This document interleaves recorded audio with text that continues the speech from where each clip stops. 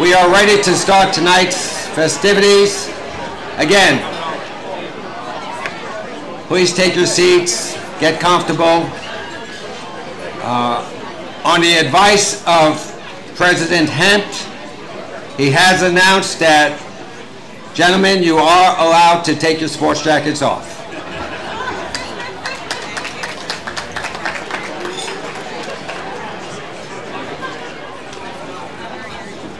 Hi, good evening, everyone. I did not get the memo, so I still have my jacket on. I'll shed it shortly. I know an awful lot of people here, but for those I don't, my name is Larry Devan. I'm with the Museum and Hall of Fame. I work for Janet Terhune. Welcome this evening, festive occasion for a great sport, well-deserving honorees. Enjoy the good food, the good drink, and the great camaraderie we all enjoy. And with that, I'd like to introduce the president of USHWA, Michael Carter, and he's going to give our invocation for this evening. Enjoy.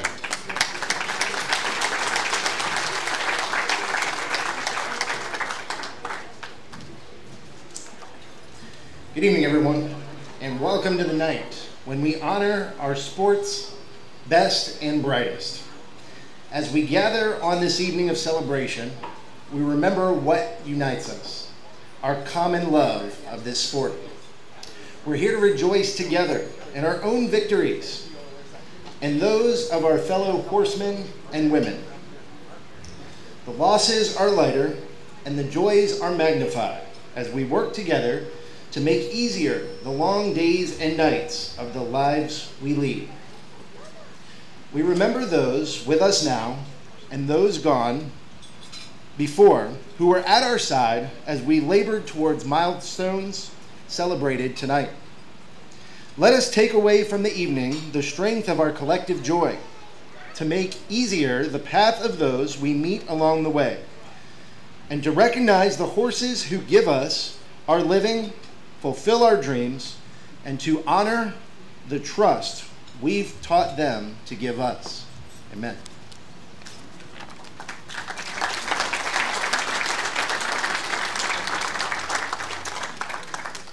Now, may we please have a moment of silence for those in our sport who have passed since we last gathered here, especially Hall of Famers Alan Levitt and Jerry Silverman, as well as one of the museum's most generous supporters, Mickey Burke.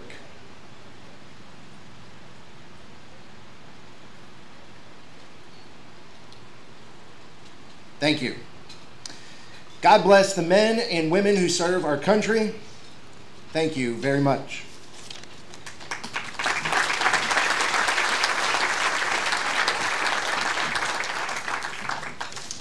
For those of you who are not available to join us here, the live streaming is currently available on Facebook.live.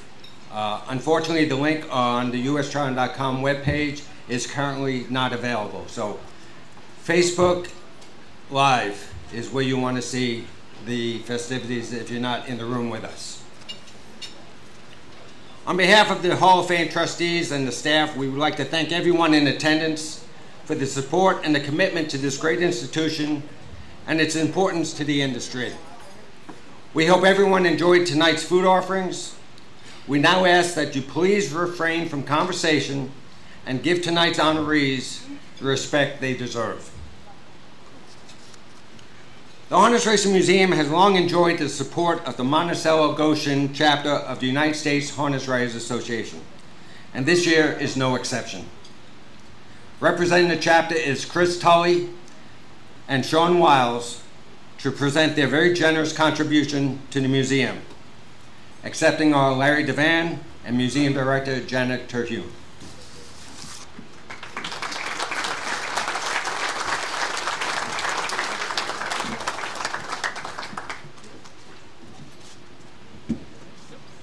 Sean Wiles. And Sean Wiles. Sean, that's good. Hey, Sean. Good to see you.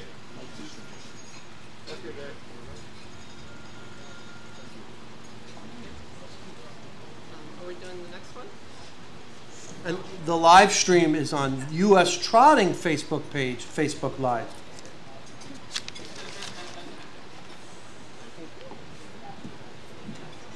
Chris, thank you for the clarification.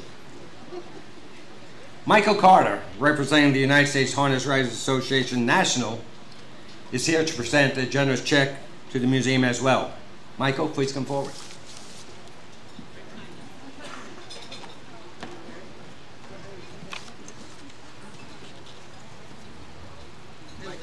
Larry's right there.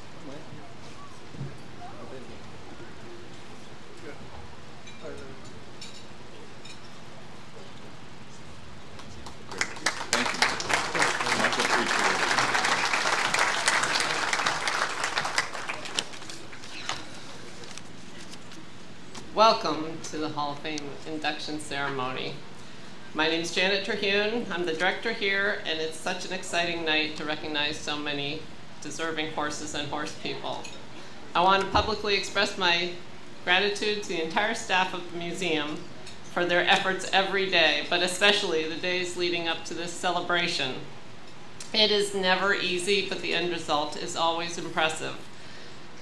I want to thank Monticello Goshen and USHWA National for their generous contribution.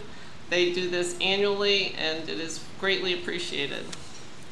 I want to thank our sponsors tonight, Marvin Katz for sponsoring the tote bags, and Kimmelman and Beard for sponsoring our beautiful awards, Jay Farrar for sponsoring the flowers. I hope you had the opportunity to walk around the museum and see the new Communicators Hall of Fame. It has a significant digital upgrade, which really enhances that exhibit. I hope you were able to see the Rosamond Pinchot sculpture at the entrance to the museum.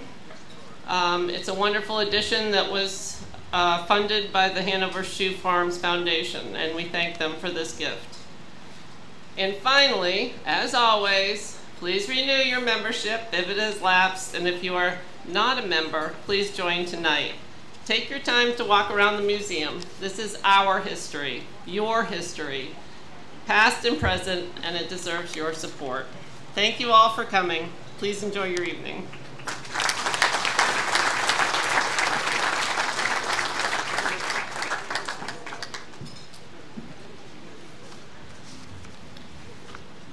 Every year, the Restoration Raffle raises money for the care and conservation treatment of art and artifacts within the museum's collection.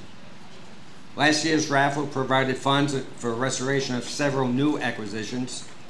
If you haven't yet purchased your chance to win one of the great prizes donated to the events, see Rebecca Howard inside Houghton Hall to get your last-minute tickets.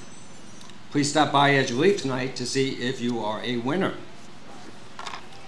Also, a reminder that the Hamiltonian Charity Casino Night at Meadowlands Racetrack in East Rutherford, New Jersey will be on Friday, August 2nd, the night before the Hamiltonian. You can buy your tickets online at Standard Retirement Foundation's website, adoptahorse.com. This popular event benefits the Standard Retirement Foundation as well as the Harness Racing Museum and Hall of Fame. Tickets include open bar, dinner, dessert, music, and casino chips to play table games. For more information, please check with museum staffer John Mayo. John's the big guy. He's hanging out in the back right now. So, at this time, I'd like to bring Kat Manzi to the podium to introduce our first living Hall of Famer.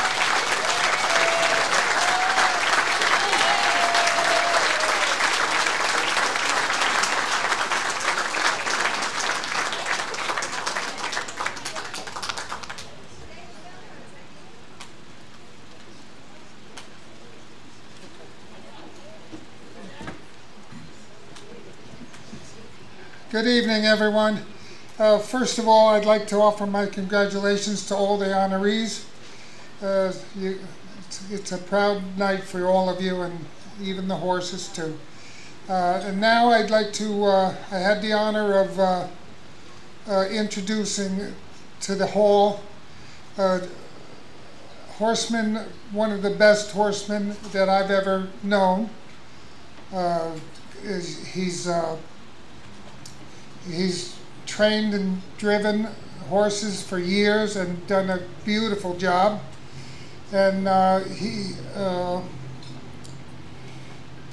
he was always a well-respected man by all his peers.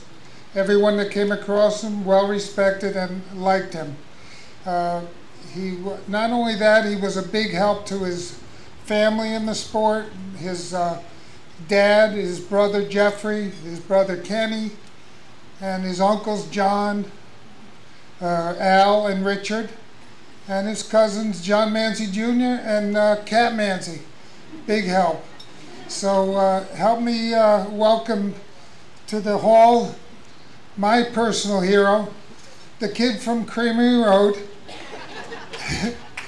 Ed Lohmeyer Jr.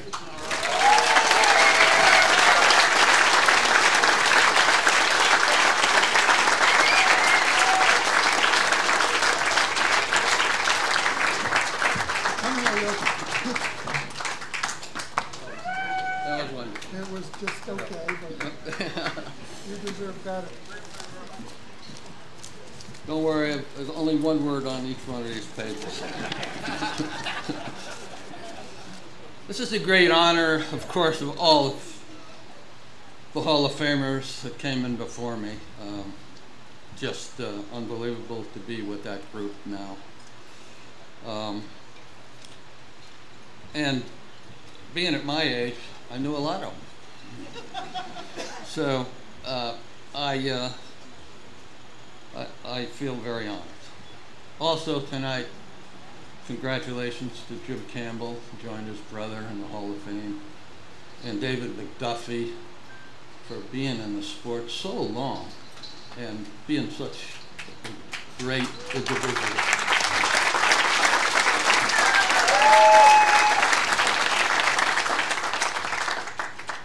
Well, to me, 68 years ago, this is a special place, Goshen. 68 years ago, with this man's father, I started at 12 years old at the Goshen Mile Track, going with him, and he taught me how to rake shed rows, clean harness, walk horses, and become a horseman. That was before Monticello was built, and Uncle Al had to come down there and train horses with his brother Richard and his brother John. So I had the greatest foundation, which carried me through 64 years in the horse business.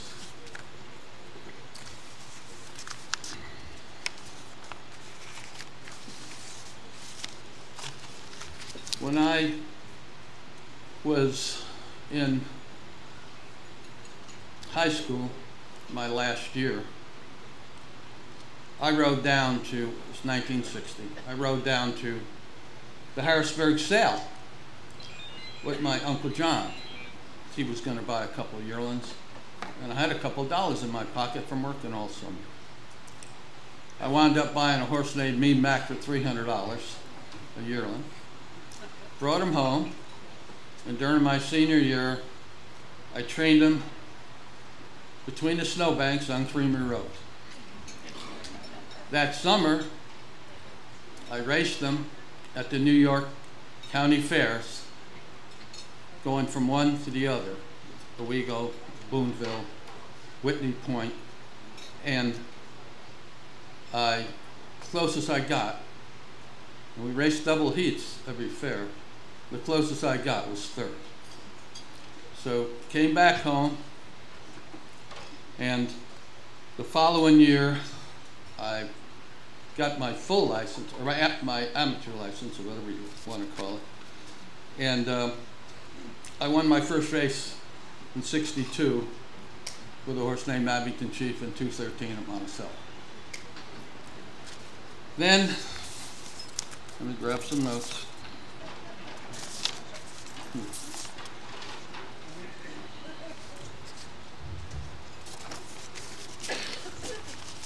then came back, I think it was 1964.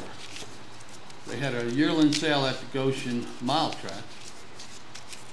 And I come down with my dad, and we wind up buying a yearling filly named Adiosimi.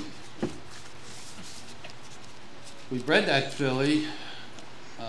I wound up, we trained her, she hurt herself, wind up breeding her, and she was the dam of Eddie Jeff, who was the highest money winning 2-year-old in 1972, which we owned, we trained. We 120,000 back 1972. That was the highest money winning 2-year-old. Everybody in this room doesn't realize, which equivalates to 960,000 today. I looked it up.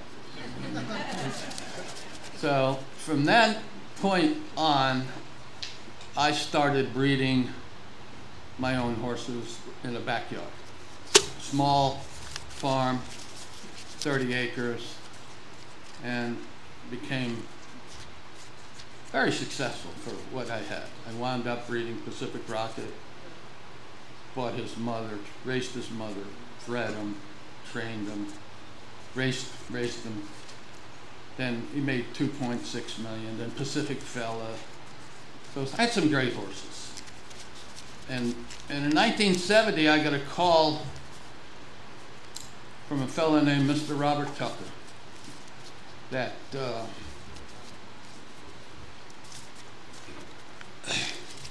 changed my life, I think, in the horse business.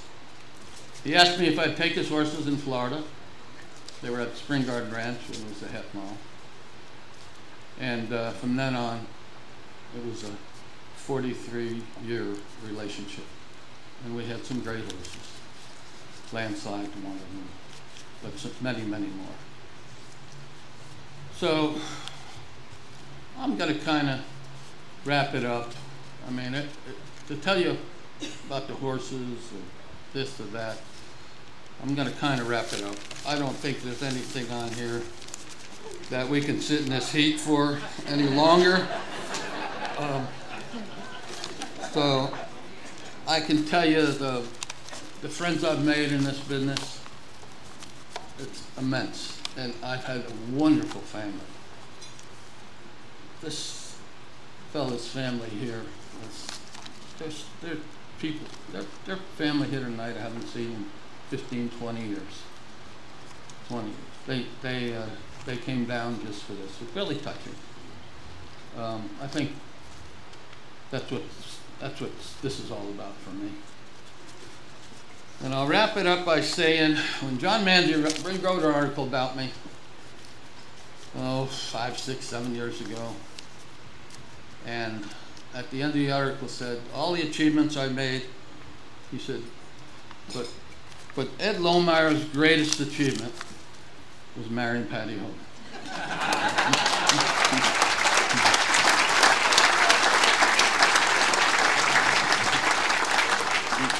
I love you, Patty. 23 years. You've enriched my life. And that's I'm going to leave it.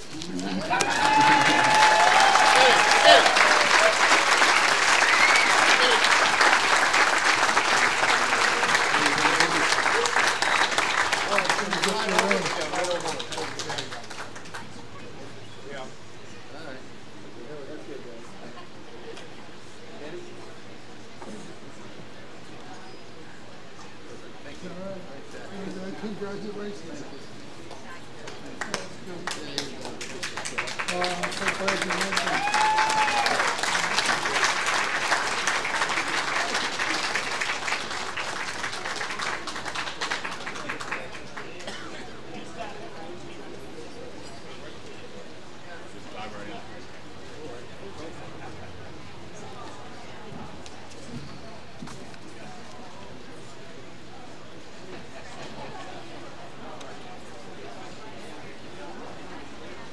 At the museum's annual trustee meeting in 2010, President Ebby Gary announced the creation of the Delvin and Mary Liv Miller Horse of the Year Perpetual Trophy. Beginning in 2011, the trophy was inscribed with the name of the Horse of the Year. It is then displayed during the year in the Horse of the Year exhibit here. Bred by Diamond Creek Farm, Wellsville, Pennsylvania, world champion pacing colt Confederate was foaled in 2020. Owned in 2023 by Diamond Creek Racing, Confederate was trained by Brett Pelling and driven by Tim Tetrick. In 2023, Confederate as a 3-year-old won 13 of 15 starts. His victories included the Breeders' Crown, the Meadowlands Pace, Kentucky Sire Stakes Final, the Kane Pace Hemp Memorial, and the Tattersall's Pace. At the Red Mile on September 4th, Confederate became the fastest 3-year-old pacer in the history of our sport with a mark of 146-1. Confederate was elected 2023 Dan Patch Horse of the Year, Dan Patch Pacer of the Year, and Dan Patch 3-year-old Pacing Colt of the Year. Accepting for Confederate is Adam Bowden from Diamond Creek Farm.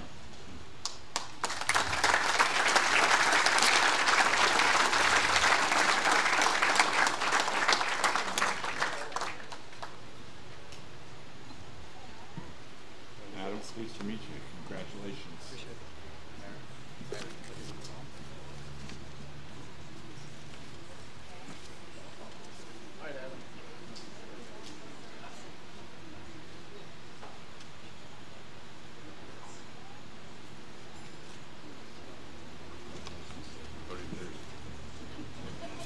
This night's long enough. Appreciate this. Thanks, and congrats to all the newest members.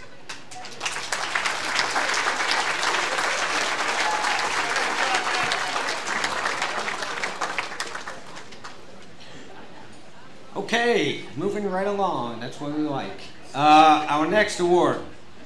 The Harness Racing Museum is pleased to present its 2024 Amateur Club Driving Champion Award to Mike Kimmelman. Mike?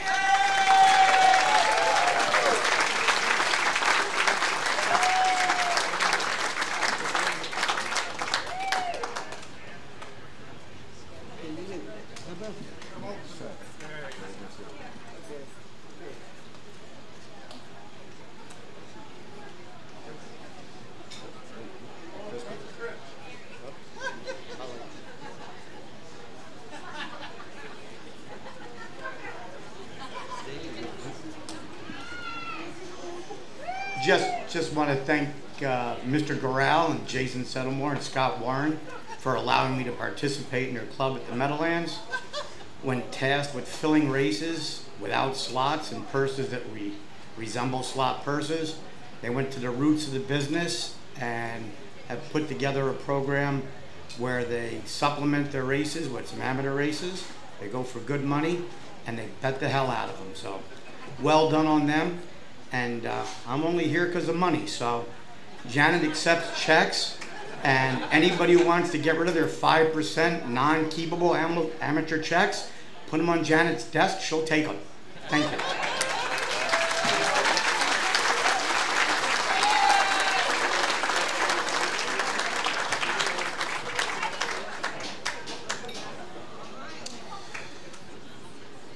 Bred by Brittany Farms of Versailles, Kentucky, pacing mare Shy Away was foaled on April 25th, 2008. As of her induction into the Hall of Fame, Shy Away has 8 foals of racing age with 8 starters and over $4 million in total North American earnings. The offspring that qualified Shy Away for the Hall of Fame as a broodmare are 2-time Breeders' Crown winner, 2023 O'Brien Horse of the Year, and Dan Patch, 3-year-old Pacing Filly of the Year, Sylvia Hanover. In Western fame, winner of the 2019 George Morton Levy Final and the 2017 Prix d'Ete. Shy Away is currently owned by Hanover Shoe Farms of Hanover, Pennsylvania. Accepting for Shy Away on behalf of Hanover Shoe Farms is Mark Lowy.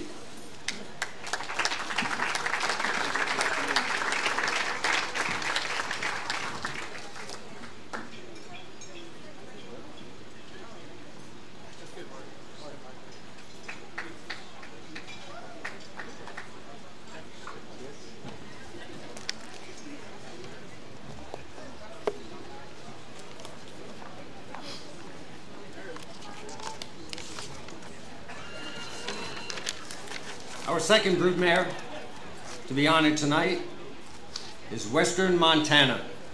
Bred by Fred Hertrick and Lou Arno, Pacemare Western Montana was foaled May 11, 2004 in Fredericksburg, Maryland. As of her induction into the Hall of Fame, Western Montana has produced 11 foals of racing age with 9 starters and over $4 million in total North American earnings. Her most successful offspring are Pure Country, Charleston, Arson, and Grand Teton. Western Montana is currently owned by Diamond Creek Farm in Wellsville, Pennsylvania.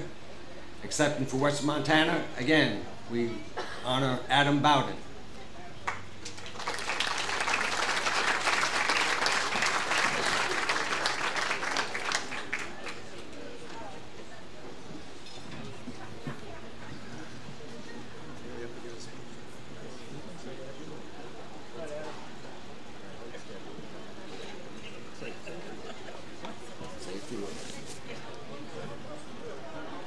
Thanks again. She was actually the third horse I ever bought back in 2005. She had a goat in her stall that ended up having the name Lucky, and he got killed by another horse we owned, so he was not so lucky, but she ended up being quite lucky for us, so thank you very much.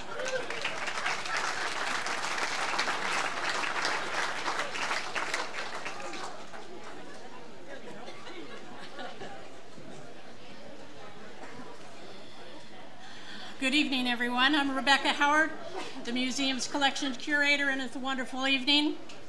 Before we begin the awards, thank you. Before we begin the awards for the 2023 Immortals class, we would like to take a few moments to honor one of last year's group of inductees, Edward Willis. Willis was nominated by museum member Alan Ackerman, who could not be with us last year, but who is with us today. We'd like to invite Alan to say a few words in honor of Edward Willis. Alan?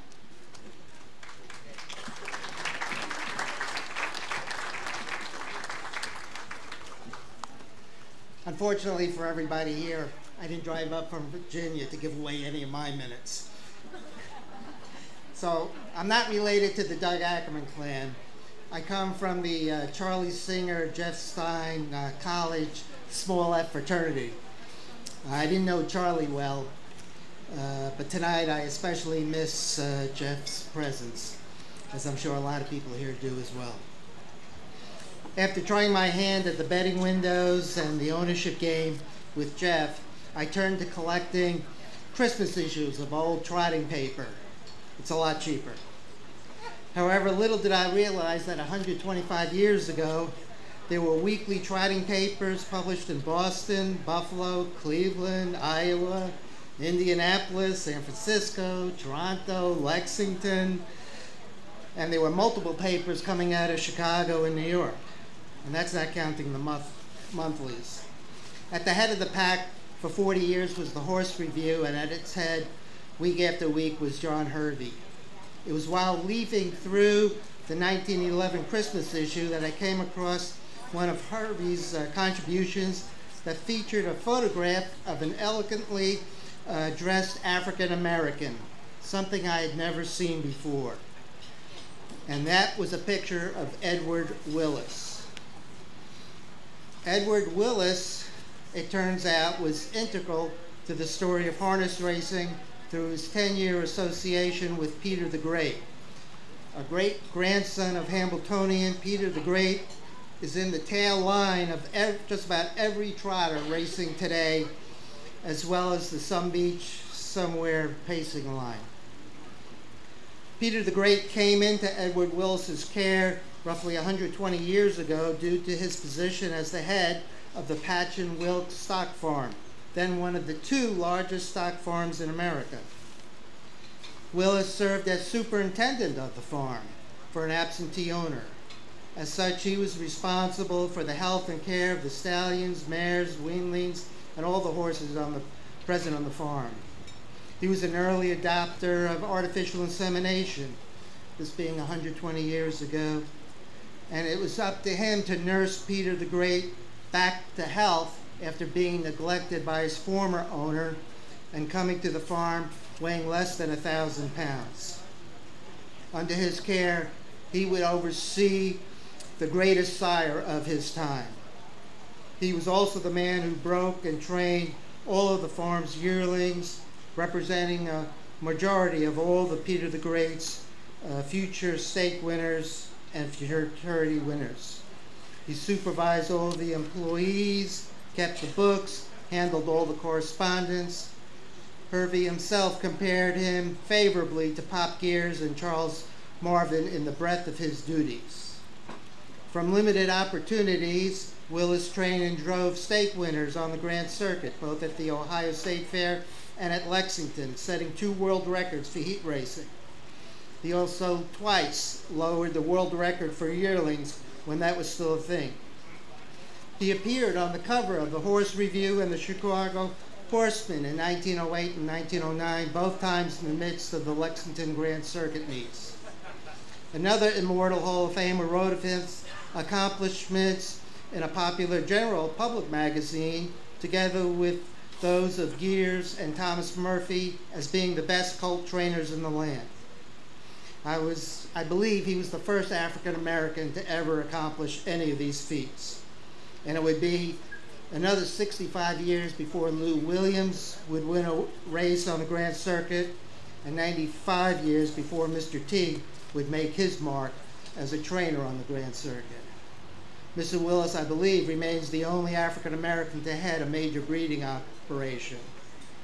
When the first Care and Training of Trotters and Pacers was published in 1915, Mr. Willis was asked to contribute his thoughts on the care of trotting yearlings. He was sought out for his thoughts also in the major trade papers. In addition to his duties at the farm, Mr. Willis was a leader in the Lexington African American community, rescuing the local African American newspaper and serving as its publisher and editor. His editorials were of such quality that the white papers actually took note of them and engaged with his thoughts. His work on the farm and position in the community was noted nationally, and he was awarded an honorary doctorate by none other than Booker T. Washington at the Tuskegee Institute. I would like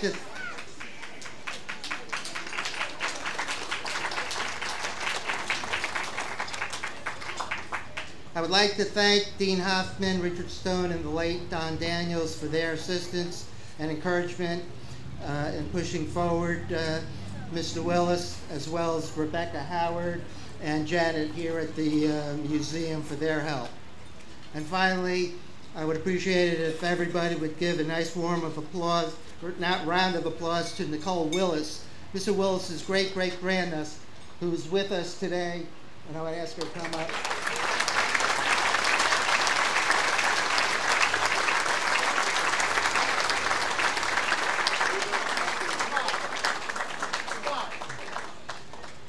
Thank you.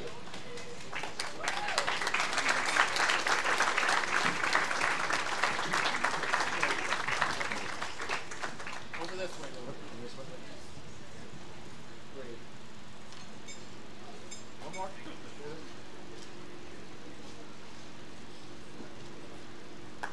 Thank you.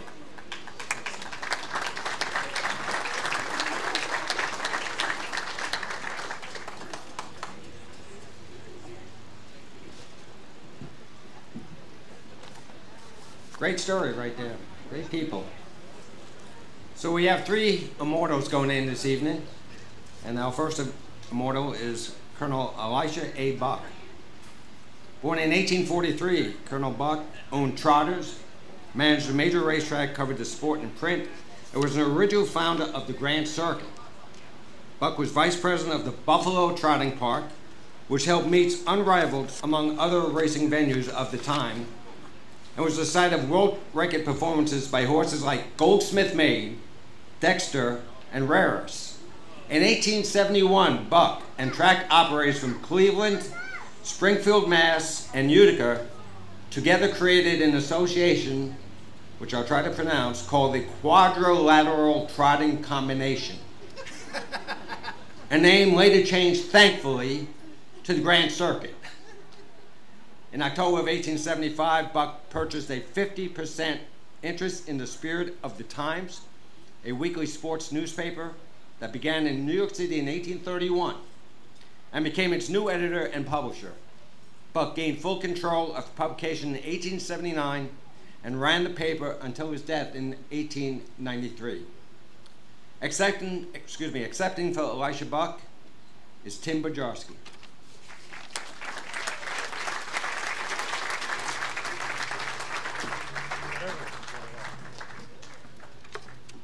Thank you on behalf of Elisha Buck. He was influential in harness racing in many ways. He owned trotters, managed a major racetrack, covered the sport in print, and helped lay the groundwork for the Grand Circuit. Whereas many of his contemporaries like C.J. Hamlin and William Edwards have been immortalized for decades, Buck has been overlooked until now. And with the Grand Circuit going strong after all these years, it's only right that he be in the Hall. Thank you very much.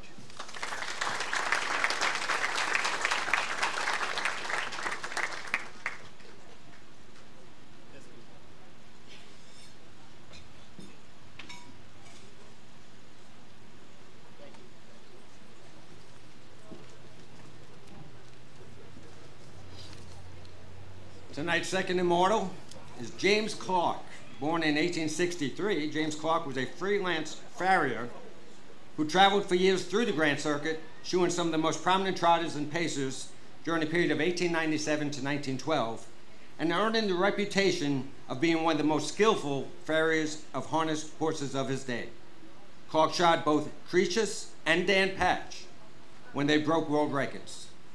In 1916, Clark authored the highly regarded Shoeing and Balancing the Light Harness Horse. He also edited and prepared the copy for the book 2-Minute Trotters, published in 1922. He wrote for numerous turf publications, including The Horseman and Fairwalk.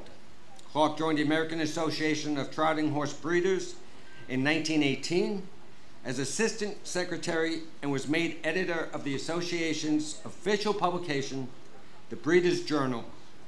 James Clark died in 1944.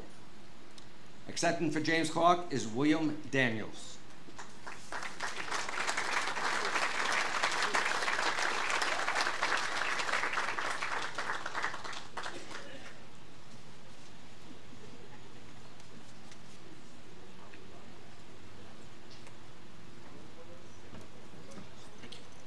Thank you, and good evening, everyone. It's with great pleasure that I'm here this evening for my family and show my sincere appreciation to the museum's Board of Trustees for electing my great-grandfather, James Clark, to the Hall of Immortals. I'm much too young to have known my great-grandfather, but was introduced to him through stories from my mother and my grandmother, and came to learn of his generosity and kindness over time. He apparently was quite a character and expressed his, as a turf rider, travels extensively by train, and one of the family stories is of him, his son living in Friendship, New York in the Southern Tier, was passing through town by train and included some money bound with twine and threw it from the train to his son, who just happened to be living on Depot Street in Friendship at the time, in a very clever way to extend some of his generosity to his son. But again, thank you very much. It's a pleasure being here, and it was a wonderful experience for me learning more about James as part of my family, but also coming to understand what a wonderful and significant the significance of harness horse racing on the history of the United States, particularly in a time when, as was previously mentioned, Dan Patch would attract more spectators at a race than Babe Ruth would at a baseball game. But thank you very much.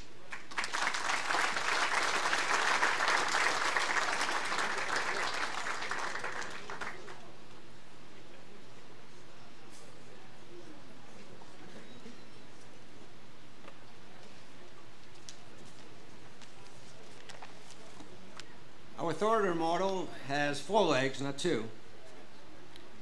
A foal of 1976, trained and driven during his career by Warren Cameron. Direct Scooter became a dominant free-for-all pacer. Unraced at 2, Direct Scooter won 36 races during his 2 years of racing and was voted Age Pacer of the Year in 1980 after winning 15 times and earning over $500,000. As a stallion at Walnut Ridge Farm in New Jersey, Direct Scooter's progeny earned over $100 million, with $2.94 million winner Matt Scooter his greatest offspring. Direct Scooter was a successful broodmare sire led by Hall of Famer Rock and Roll Hanover and champions Pacific Rocket, of Mr. Lohmeyer's fame, and Royal Flush Hanover. Direct Scooter died in 2005 at the age of 29. Accepting for Direct Scooter are Chris Coyle and David and Julie Mears.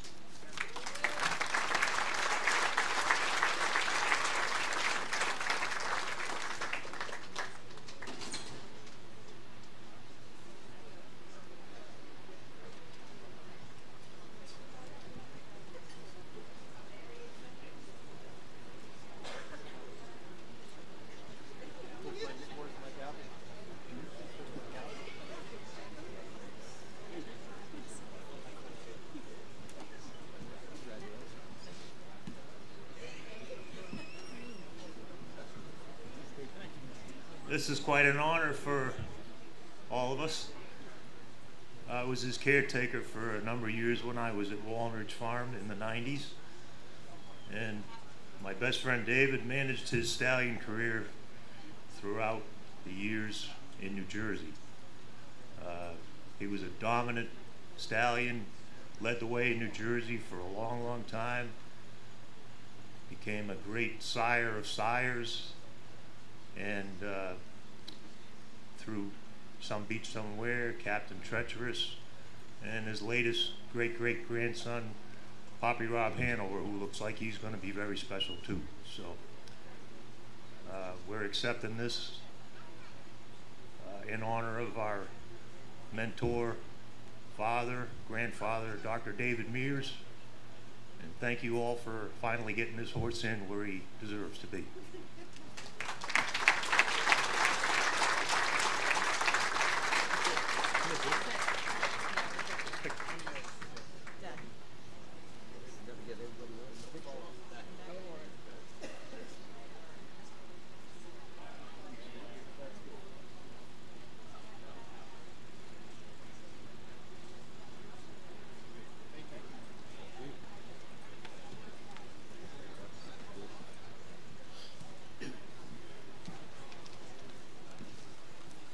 Okay, now the fun begins. Get your pocketbooks out. At this time, I would like to introduce auctioneer Chris Tully to come to the podium and get into your pockets.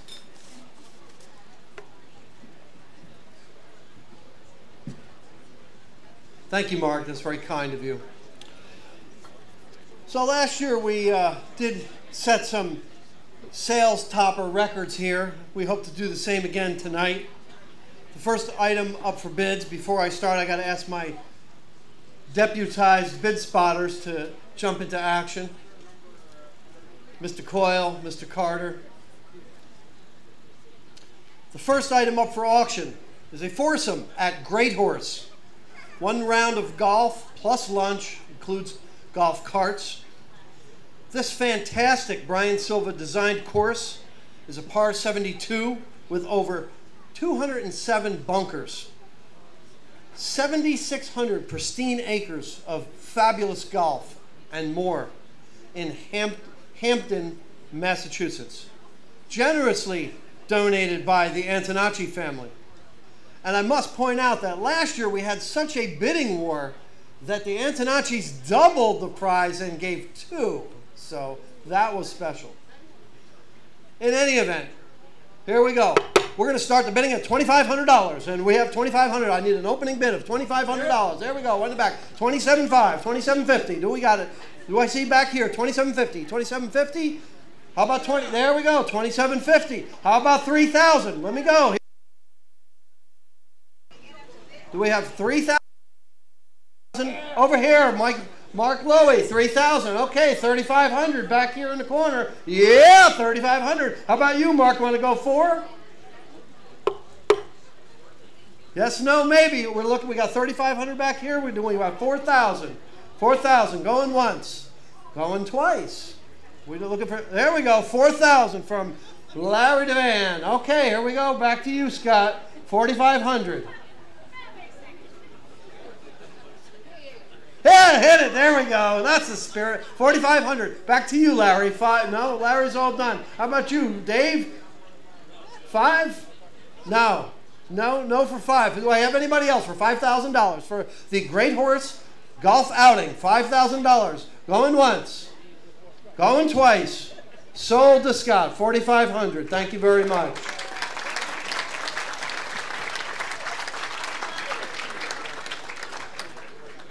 And thank you to the generosity of the Antonacci family for this great donation and prize.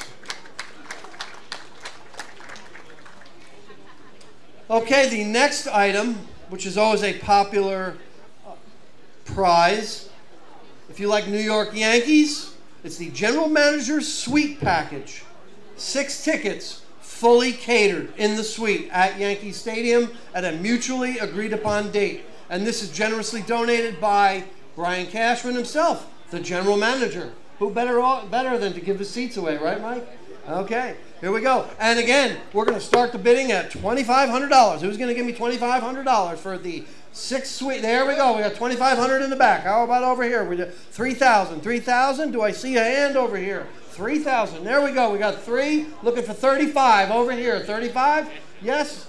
Yes. Yes. Yes, there we go, 3,500. How about 4,000 over here for the Yankee tickets? Oh, the wave, that's a good way to get in the horse business, young lady. Okay, here we go, 4,000 coming over here. 3,750. Oh, this guy must run a horse sale or something. Okay, there we go, 4,000. All right, got 4,000. How about 45, Dave? 45. Oh. Is that a yes? No, I don't think so. Okay, so we got a live bid here at 6,000. With, I believe that's Mr. Rickman, right? Rich Gordon. Okay, Rich Gordon has got the bid at 6,000. We're going to go once. We're going to go twice. 6,500. Who wants this? That's 6 tickets at the General Manager's Box at Yankee Stadium. A mutually agreed upon date. Going once. Going twice. Sold. Thank you very much.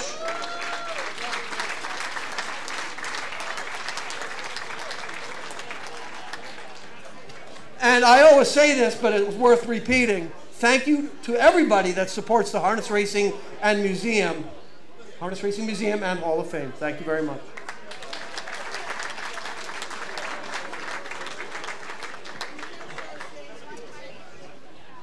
Thank you, Mr. Tully. We'll continue our program this evening with the Living Horse Hall of Fame. 2020 Trotter of the Year and World Champion Jim Panzee compiled a career record of 34 starts, 25 wins, 2 seconds, and 3/3, while earning over $2.7 million.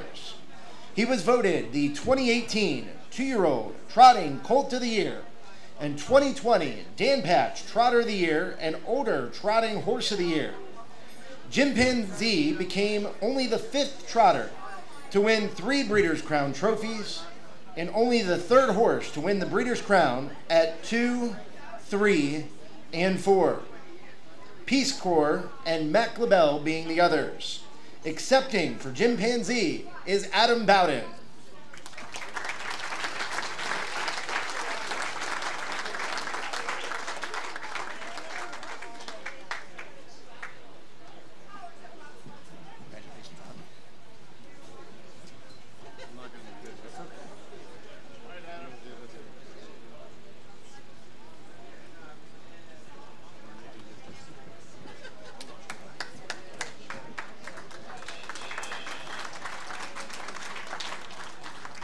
Everybody, I know it's kind of warm in here. We're trying to expedite this as much as possible. So please, again, give these honorees the respect they deserve and try to keep the conversations to a minimum. Thank you.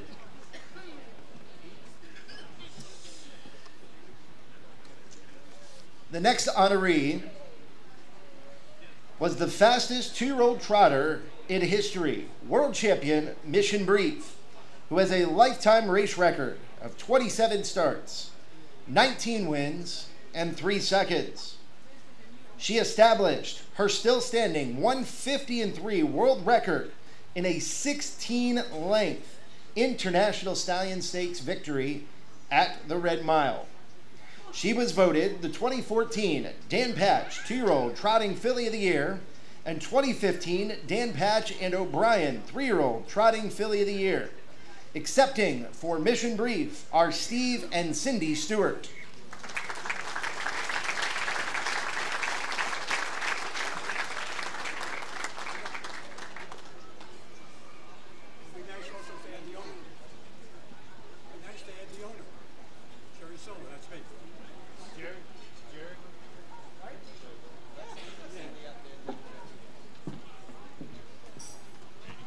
It'd be nice to add the owner. Absolutely. Congrats. Did you want to say something? We're the ones who pay all the money.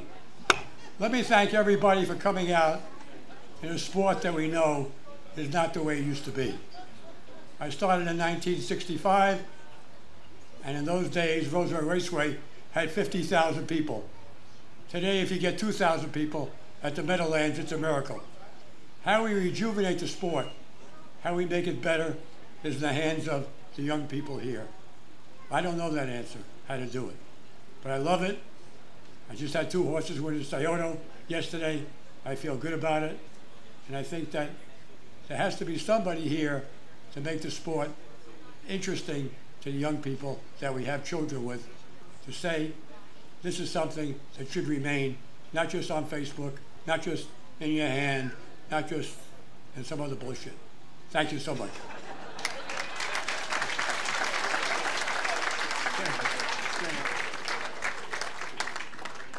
As the breeder, I want to thank the Hall and the writers for inducting, I think, one of the greatest. I like Mr. Burke saying it's the greatest horse he's ever trained, and we believe that wholeheartedly. I'd like to thank my partners, John Schmucker and with Black Creek Farm and his brothers, and George Lowenfeld, who kind of got us started when we were able to buy Southwind Serena, the dam of Mission Brief. So and I want to congratulate Ronnie when he bought Mission Brief with some of Jerry's money at 100. At 100. But he always put money in too. Yeah, but it was very surprising to me, because I think when he bought Mission Brief, he paid $150,000, which I think was a lot of money back then for Ronnie when he was kind of first getting started from going from racehorses to the yearling market, and obviously paid off well when she won $1.5 million. So I want to tip my hat to Ronnie and Yannick.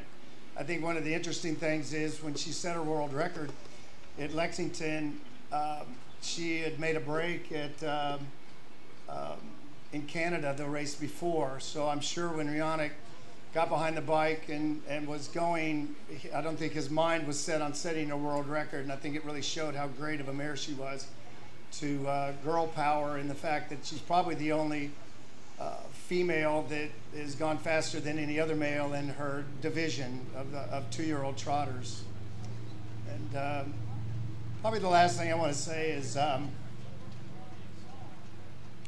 when I was sitting around this afternoon or whatever, I think we're all very fortunate to be having horses. And I think one thing that you see in public, I guess you might say, is the show Yellowstone, which is the most popular show on TV. And I think what's interesting is that almost every episode that you see on there, there's a horse. And I think that really epitomizes what we get to do and what how much it means to the public. And I think we're all very grateful for that.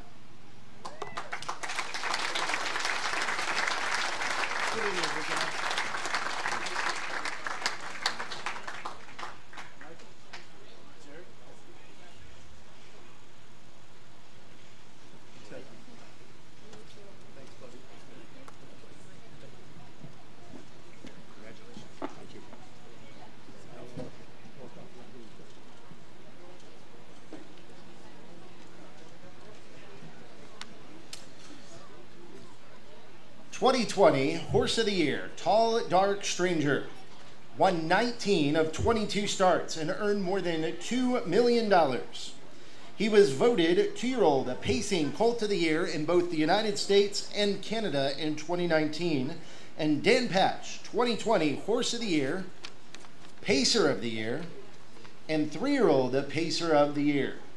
Tall Dark Stranger is the only horse to win the Metro Pace and the Breeders' Crown at 2, and the North America Cup and Meadowlands Pace at 3. Accepting for Tall Dark Stranger is Nancy Tactor.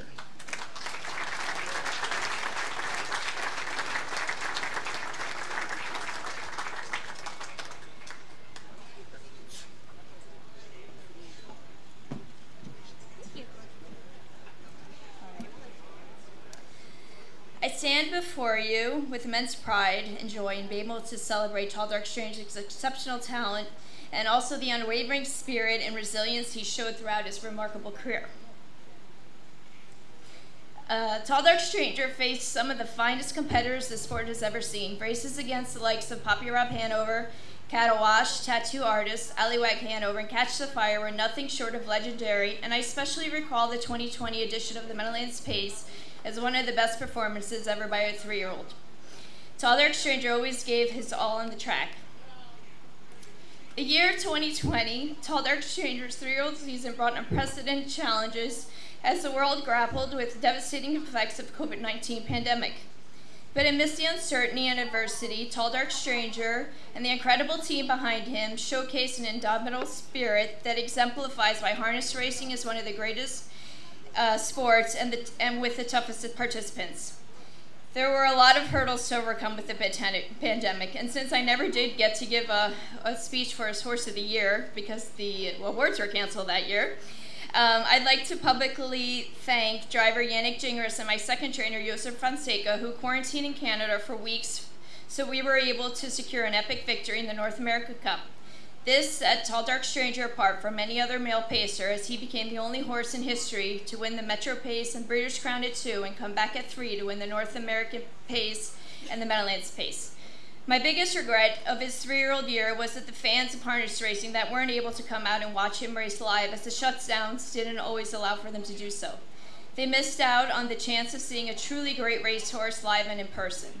I did at the time receive many messages from people that were stuck in their homes telling me how each week they look forward to watching him race on their TVs, and I like to think that his greatness and harness racing as a whole provided some light during a very difficult time and stressful time. I'd like to express my deepest gratitude to the Hall of Fame Committee and the members for recognizing the extraordinary career of Tall Dark Stranger. This honor not only celebrates his exceptional achievements, but also acknowledges the impact that he had on the world of harness racing. I extend my heartfelt congratulations to Tall Dark Stranger himself, his owners, the breeder, and all the people that were a part of his incredible career. Cheers.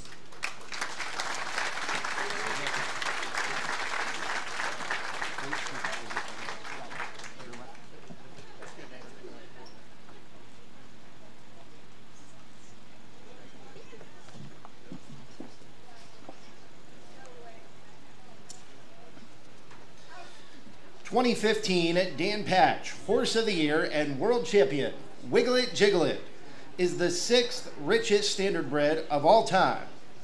He had 1 win in just 1 start as a 2-year-old in 2014. But in his 2015 sophomore year, he won his first 10 consecutive starts on his way to victory in 22 of 26 starts. Wiglet Jiglet's Little Brown Jug is considered by many to be one of the greatest horse races of all time. He was voted 2015 Dan Patch Horse of the Year, Pacer of the Year, and 3-year-old Pacing Colt of the Year. Accepting for Wiglet Jiglet is Bob Fidenza.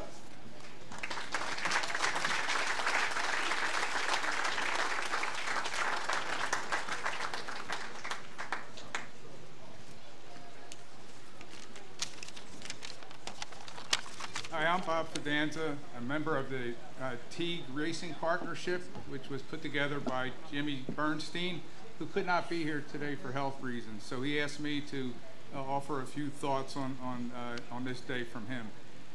Mozzie Hanover was the dam of Wiglet Jiglet. It was purchased by George Teague in 2006. Mozzie was a classy race mare with a mind of her own, winning on all size tracks at 3 and 4. In 2009, Jimmy Bernstein purchased a full interest in Mozzie and shipped her to Vernon to race for a great friend, the late Terry Battle. After Terry passed, Mozzie had one last start at Batavia, but sadly fractured a bone in her hoof in that race. When Jimmy shared that news with George, his response was, ship her back to Harrington and we will breed her to Mr. Wiggles. In March of 2012, Mozzie foaled a dark bay colt with a white star on his forehead, and he was named by George's daughters. Wiglet showed great promise in that 2-year-old season, and late in the year made its first and only start at Pocono Downs, winning in 151 flat. This seems like a good spot to turn this over now to the man who was in the bike at that day at Pocono and for every other start in Wiglet's great career, Montrell Teague.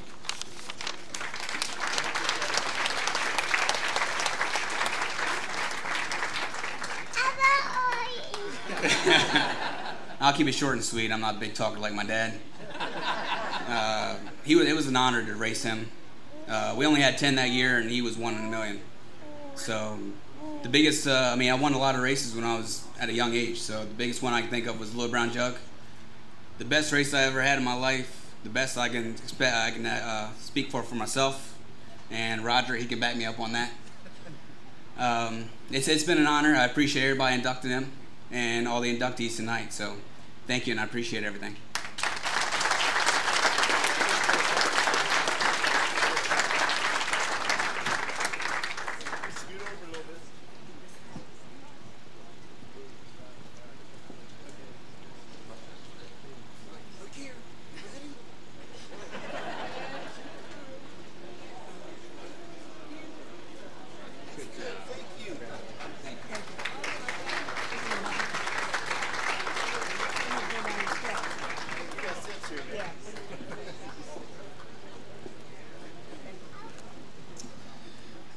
At this time, I'd like to ask Kelly Young to please come to the podium to remember the late Dave Brower, who is being honored this evening.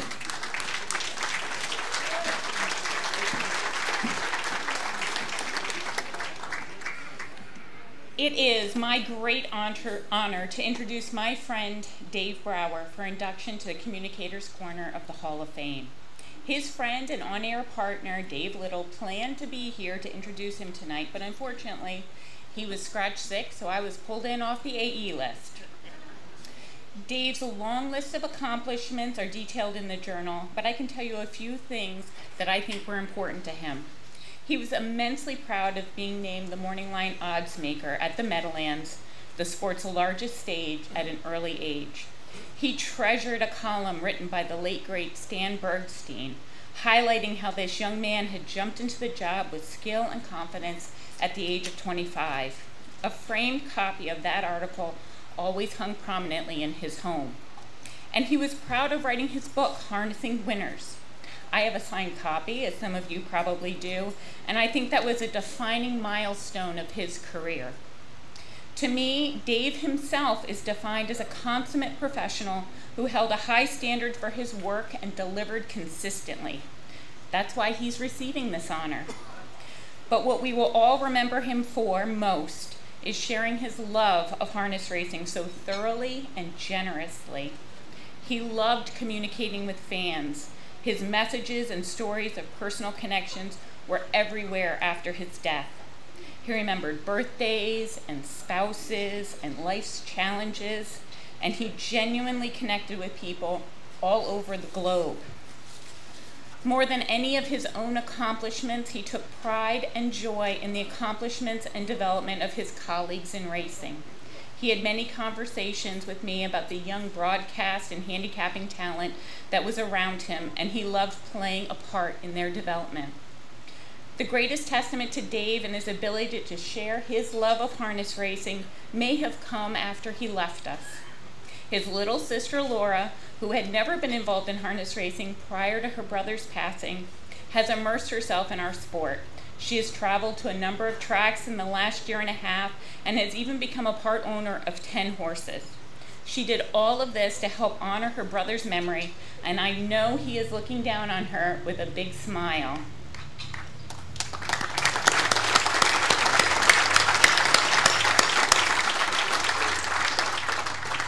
Thanks to Laura and to all of you who were touched by Dave Brower, I am confident his memory will be kept alive for years to come. Ladies and gentlemen, accepting on behalf of Dave Brower is his sister, Laura Brower.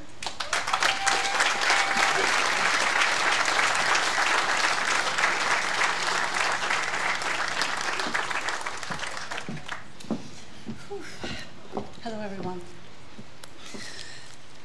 On behalf of my mother and the rest of our family, I would like to thank you for extending this incredible honor to my brother.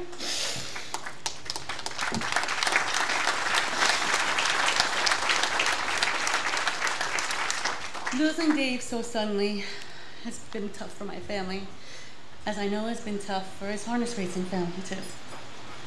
If Dave were here, the last thing he would want to do was to make a long speech. But I know he would say how much he loved being part of the harness racing community, and now I can understand why.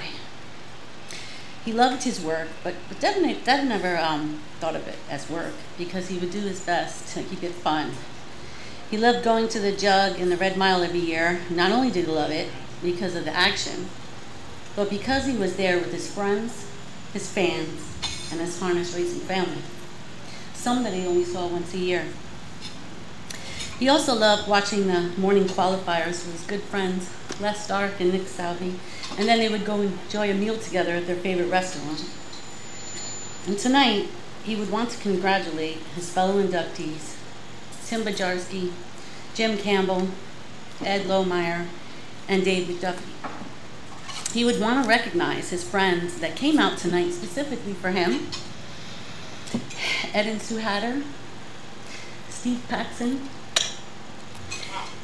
Jim and Fred from Michigan, and Joan and Jim Shoup.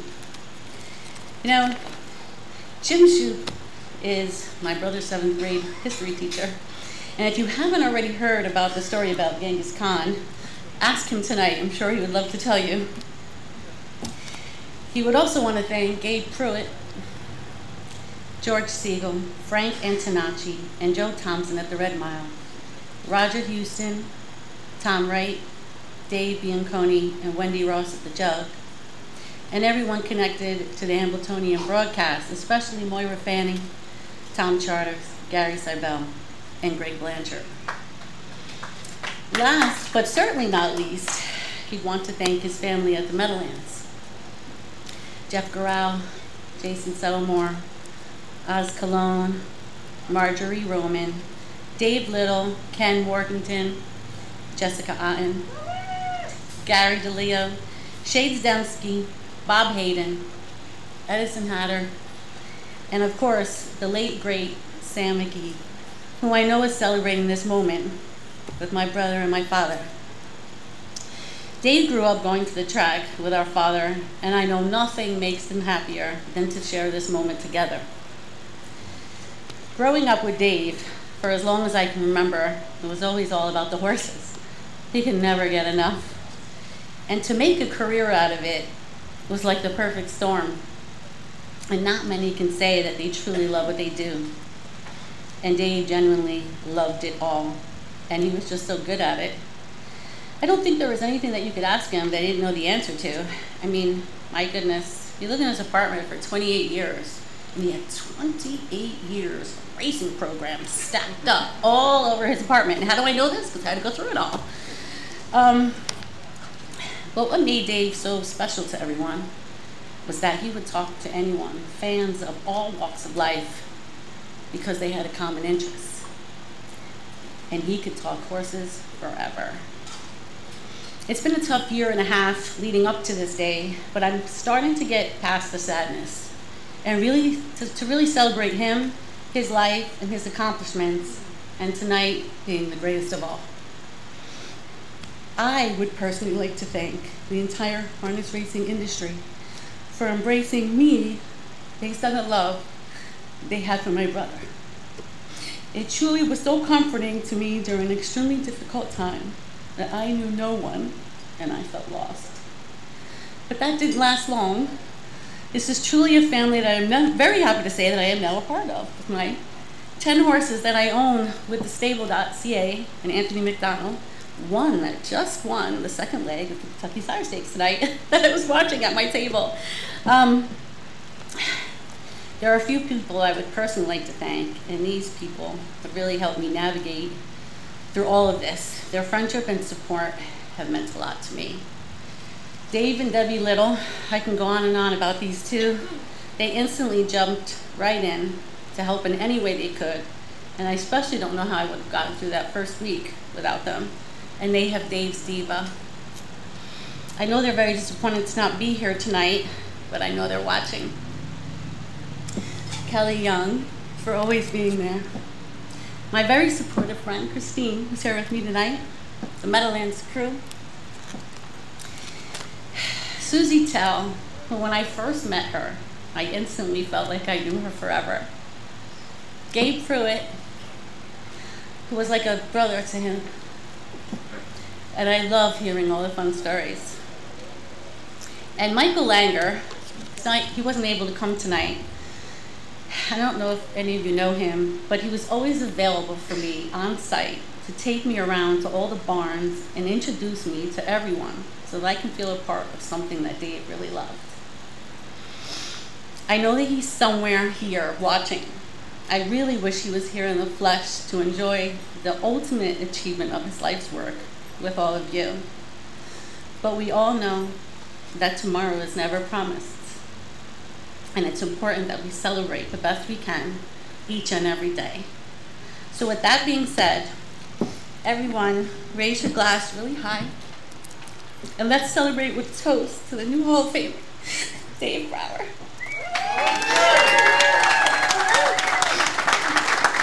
Dave, as long as we remember you and talk about you, you'll always be right here with us. Thank you all.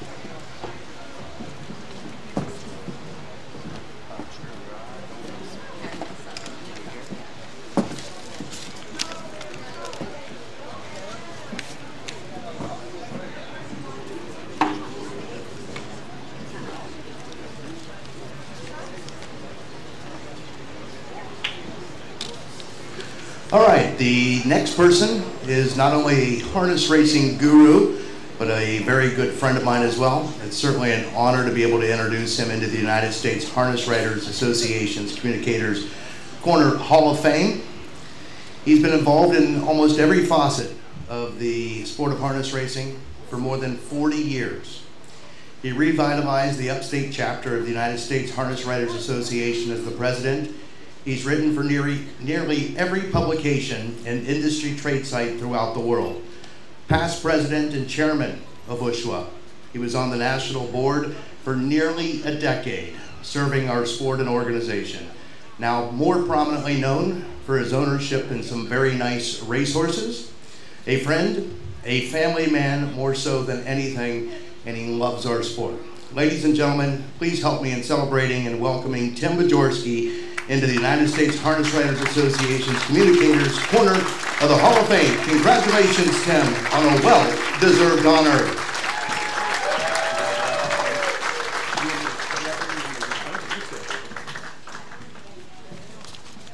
Thanks, Jason. Before I get started, I'd like to congratulate the class of 2024, Jim Campbell, Dave McDuffie, Eddie Lohmeyer, and my longtime friend and colleague, Dave Brower, who I share this honor with tonight. Dave was a consummate professional, a true ambassador, and a friend to everybody in here. As a member of USHWA for the last 23 years, presenting awards is something I'm quite familiar with. However, I'm not used to being on this end of the transaction, so I haven't quite wrapped my head around this yet. I got hooked on harness racing when I was 9 years old after seeing it with my parents at Batavia Downs in 1968. When I graduated from 8th grade, my mother bought me a copy of Phil Pine's complete book of harness racing, and I haven't put that book down to this day. When I read on page 172 that Buffalo, where I lived, was the mother of the Grand Circuit, that took it to the next level. The history in that book and the way Pines presented it sucked me down a rabbit hole I've never left. That book is what made me want to write about harness racing. After I graduated and started working my day job, I got licensed as a groom and bought my first horse. That led to another, and before I know it, I was at the track all week. When I was racing at Batavia, I got to know the owners, Barbara and Jim Sandberg, very well, and they asked me to write some trainer-driver profiles for their program, and those were my first published works in 1985. In 2001, Dean Hoffman, then editor of Hoofbeats magazine, gave me the opportunity to contribute to that award-winning publication. And now 23 years later, I've written in excess of 200 feature articles and columns for them. As a publicist for Plain Ridge Park and Batavia Downs, I've penned close to 2,000 racing releases over the last 11 years. But wanting to write and being given the chance to do so are two different things. So I have to thank the many people who gave me those opportunities. As I already mentioned, the late Barbara and Jim Sandberg, Dean Hoffman, along with all the other Hoofbeats magazine editors I've worked with, including T.J. Burkett, Kim French, Kathy Parker, and currently my dear friend James Witherite. I must also mention Hoofbeats' outstanding staff, including copy editor Paul Ramlow, art director Gina Gallagher, and Hall of Fame photographer Mark Hall, whose combined works bring simple words to life. Steve O'Toole at Plain Ridge Park and Nancy Longobardi of the Standardbred Owners of Massachusetts, who brought me on board in 2015 to help document and promote the meteoric growth and breeding of racing in Massachusetts. Todd Height at Batavia Downs, who brought me back in 2014 to where I started. And I'm also grateful to every other racing outlet I've written for over the last 40 years. I want to thank all my fellow USHWA members who nominated me for this honor and then voted me into the hall, including Barry Lefkowitz, who called me to give me the good news, and Debbie Little, whose many phone calls helped take care of a lot of the things associated with this night. The ultimate gratification is to have the respect of your peers, and that's what really makes this night special. I would also like to thank the Harness Racing Museum's director, Janet Terhune, and her entire staff, who year in and year out put on this outstanding event. Harness racing has meant a lot to me, but most importantly, it gave me my beautiful wife, Tina, who I've been married to for 40 years, and my two wonderful kids, Dana and Lorenzo, who are the most important things to me than anything else I've done in my life. To my entire family who's here and home, I love you guys.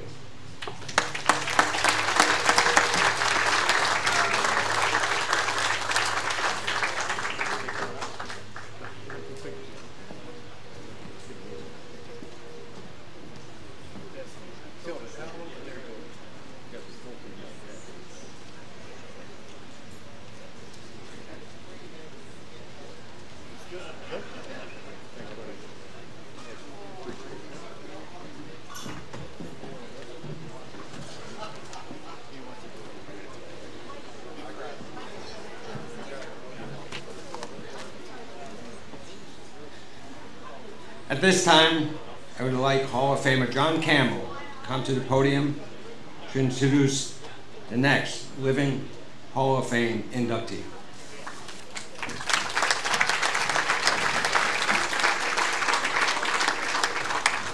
Thank you, Mark, and good evening. And first of all, congratulations to all of the award winners here tonight.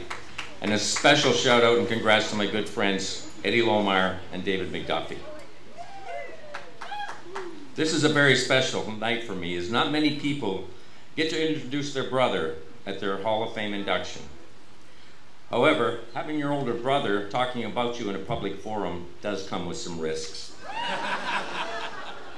Jim and I shared bunk beds in a farmhouse in rural Ontario. And by rural, I mean we were 7 miles outside of Elsie Craig, and there was only 1,000 people that lived there. The fact that Jim and I both ended up here in Goshen is a testament to our parents and the family environment that we grew up in. After Jim had his fantastic Hamiltonian Day in 2022, Keith McCullough wrote a really good article about Jim for trial. And he called me up and asked for some observations, comments, and quotes.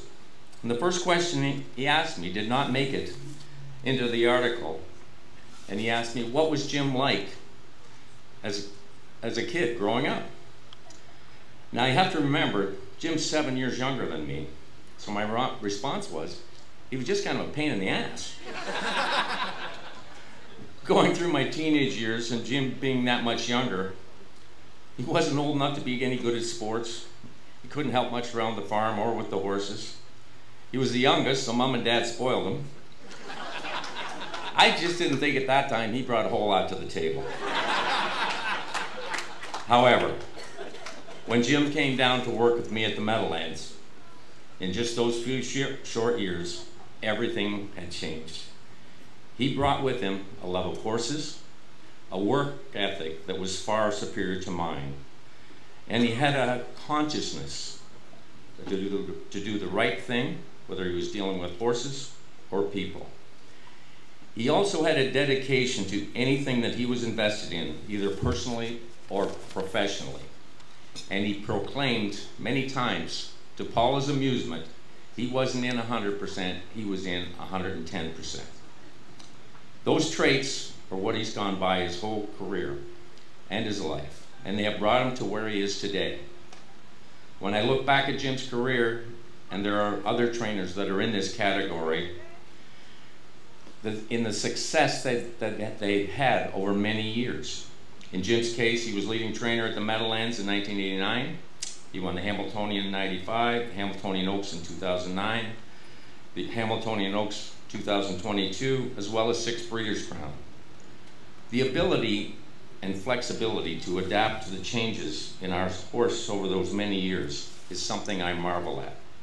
I can assure you the horses Jim trained in the 80s are nothing like the ones that he's dealing with today. And there are so many differences: nutrition, physique, the mental makeup, the training and racing schedules from then until now is drastically different. We were both fortunate in that our father was not a one-size-fits-all guy in his philosophy to training horses. Now I know Jim is going to get up here in a minute and thank my dad and I for teaching him and helping along the way. At least Mom told him he had to. But the fact of the matter is, Jim knows so much more about horses than Dad and I could ever imagine. This is a clear case of the student far surpassing the teachers. I know my dad would concur. Jim is the best horseman in the Campbell family. Ladies and gentlemen, it is my privilege and honor to introduce and welcome to the Hall of Fame, Jim Campbell.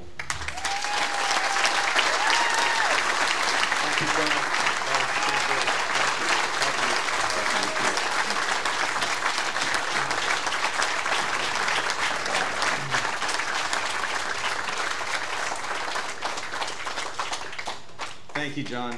We'll get into some of the stuff that happened years ago later. He exaggerates a little bit on some of that. But anyway, thanks a lot, John. It's an honor to receive such a special award, to be elected into the Hall of Fame.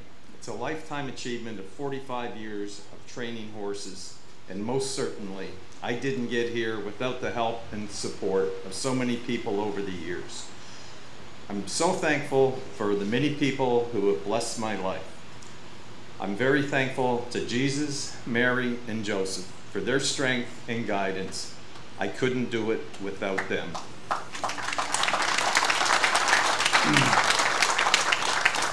I still remember at 8 years old when I got to jog a horse by myself. And I certainly remember the first time going a training mile when I was 11 with this guy. I was following John. I could barely hold the horse. John's yelling at me, "Stay in behind me." And when we pulled up, John looked over and said, "You had no idea how many times we were going around there, did you?" I said, "No clue." I certainly didn't get off to the Hall of Fame start at a young age in my mother's eyes. Mom had made John a set of silk colors when John was around 6. They got handed down to me. So on a warm day we were racing at Dresden, and I saw Freddie Goodrow, Shelley's father, wearing short sleeve colors. Never had seen them before. I thought, that was a great idea. Went home, cut the sleeves off the silks Mom had made for John. Mom wasn't as impressed with the short sleeves as I was.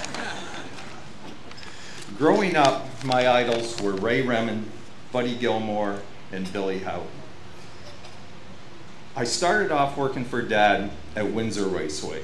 My dad was the greatest dad John and Joanne and I could ever ask for, and he was a great horseman and a great teacher. Dad had suggested that I go work for John in New Jersey, that I'd have a better opportunity working with John.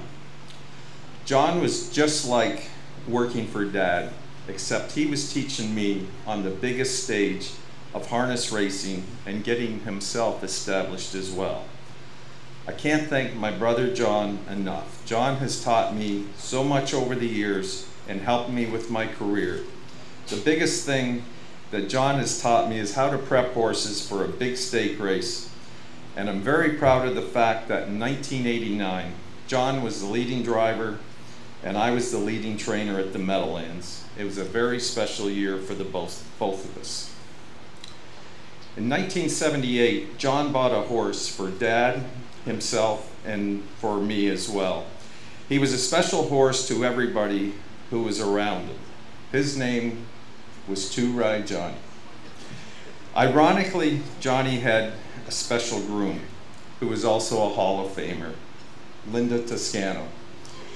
I never seen a horse love his groom like Johnny did with Linda. They had a special bond with each other. Sandy Farber walked into my barn at the Meadowlands and said he wanted to buy a horse. He said he wanted to get a good horse. His first horse was Run the Table. 1987 was one of my favorite times of training horses. Traveling around with Run the Table that summer and fall, and the relationship that Sandy and I developed was amazing. I can remember we were racing him at the Adios. John and I were having breakfast that morning. John said to me, "Did you ever think as kids we'd be racing a horse in the Adios that was the favorite?" I said, "No, this is unbelievable." Run the Table went on to win the Adios that day. I think the only thing that went wrong that day in Sandy's eyes was that his 17-year-old son had too much to drink. Scott. He's not even listening. In 2004, Scott wanted to keep his dad's legacy going. Scott has been very loyal to me over the years. We've had some major stake winners, especially winning the Hambletonian with Cool Papa Bell. When Scott and I hugged each other on the track before we went into the winner's circle, it was an unbelievable moment for the both of us. I'm so thankful to Scott and all his family who are with us here tonight for coming out to support me. Thank you. Jules and Arlene Siegel asked me to train their horses in 1994, and in 2024, Jules is still going strong. Over the last 30 years, we've enjoyed a lot of major stake winners, horses that have gone on to be successful studs and broodmares. Jules is still going strong, supporting me with the best bred horses a trainer could ask for. With Dave Alwell and Randy Hunt running the breeding farm, it's a good team that Jules has put together. It's been an honor to train Jules's horses all these years. One of my dad's best days in racing, Mom, not his life, racing, was when Tagliabue won the Hambletonian. Dad was marching towards the track to congratulate John and I, and a security guard went to stop him. Dad told him, "My two boys just won the Hambletonian." You're not stopping me. And they didn't. Well, Dad, your two boys made it to the Hall of Fame, thanks to you.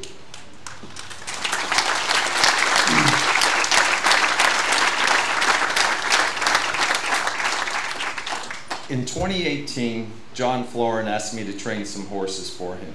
We've developed a great relationship over those years. John's wife, Sherry, and their daughter, Emily, have been very supportive of me training their horses.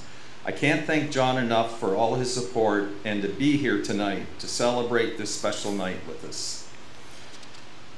I'm so thankful to all my family. My family is amazing. There's 4 tables of my family and very close friends out there.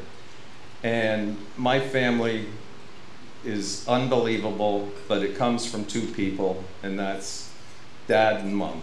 They've made everything trickle down to 3 different generations. And I especially want to thank my mother, who is amazing. She never misses a race and always quick to text after a good day at the races. Mom has been very supportive of me my whole life, even when John was picking on me when I was young.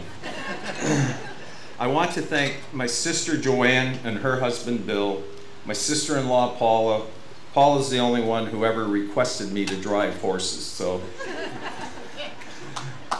My nieces Lisa, Michelle, Brittany, Katie, my nephew Billy, and all their family, and for being here tonight, and all the support and everything that they've done for me over the years.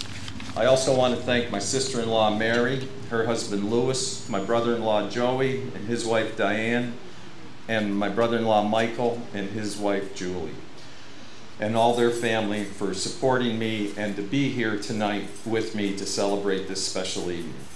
I want to thank 3 former assistants, trainers who are here tonight, Ted Bannister, Dale Smith, and Randy Taft.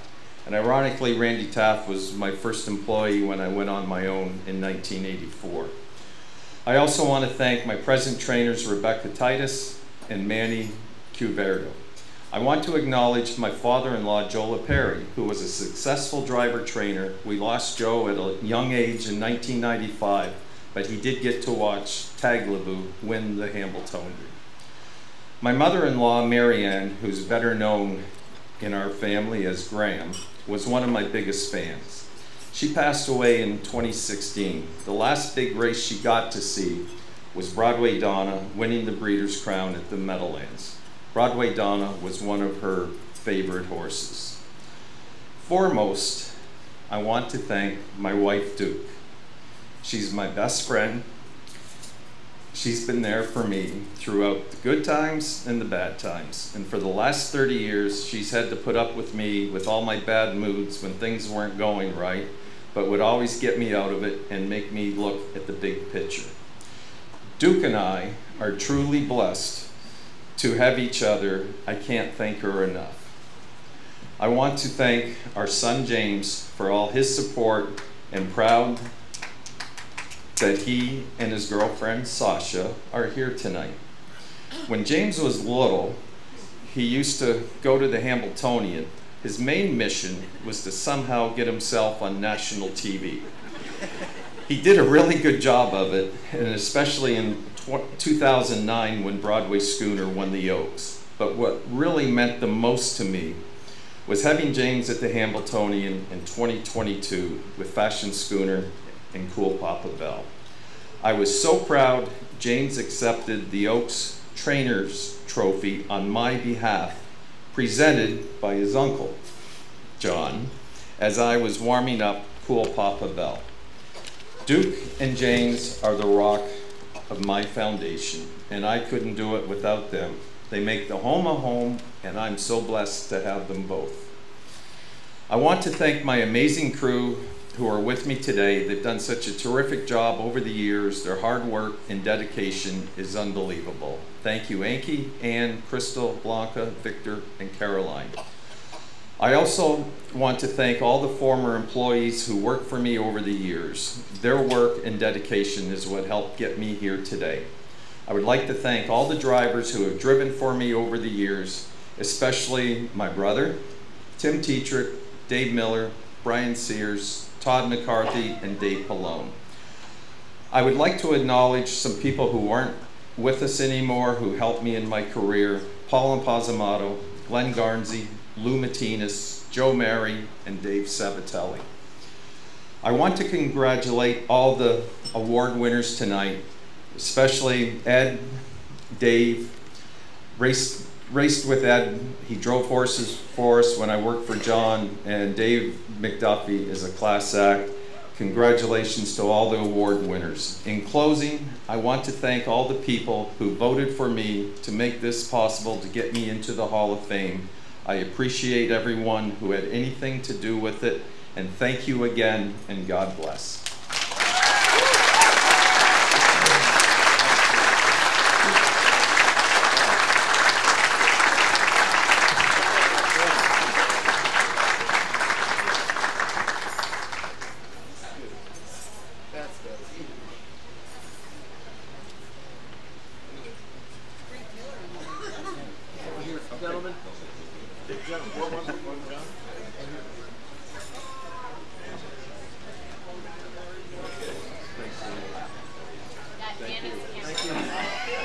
We'll take as long as you need, Katie.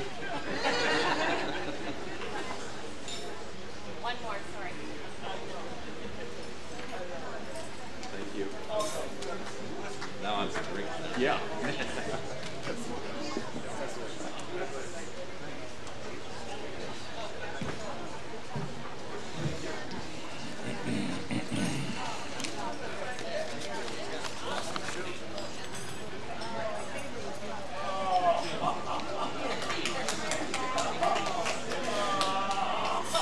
Good evening. My name is Steve Jones. I've been asked to welcome David McDuffie to the Living Hall of Fame.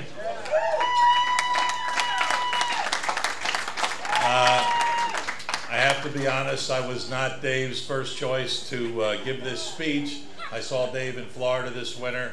Said he's probably going to ask Nifty Norman or Brett Pelling to introduce him. But the Hall of Fame rules suggest that either a Hall of Famer or a trustee do the introduction. So I'm a trustee, so that's how I got this job. But I thought that I should reach out to Brett and Nifty to get their thoughts on Dave. I did that. I spoke to them both at great length.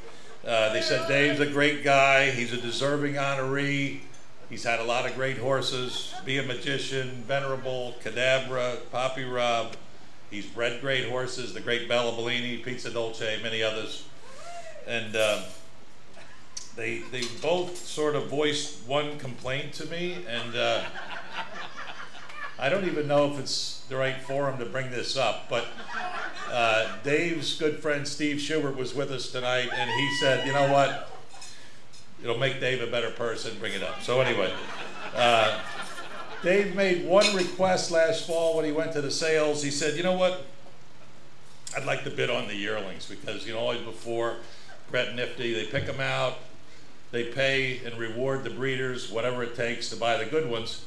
And but you know, Dave is retired now. He sold his insurance business. He's got a little more time on his hands. He said just wanted to be a little more involved. So they said, no big deal. So they picked out the horses, gave him the short list, said, Dave, go get them.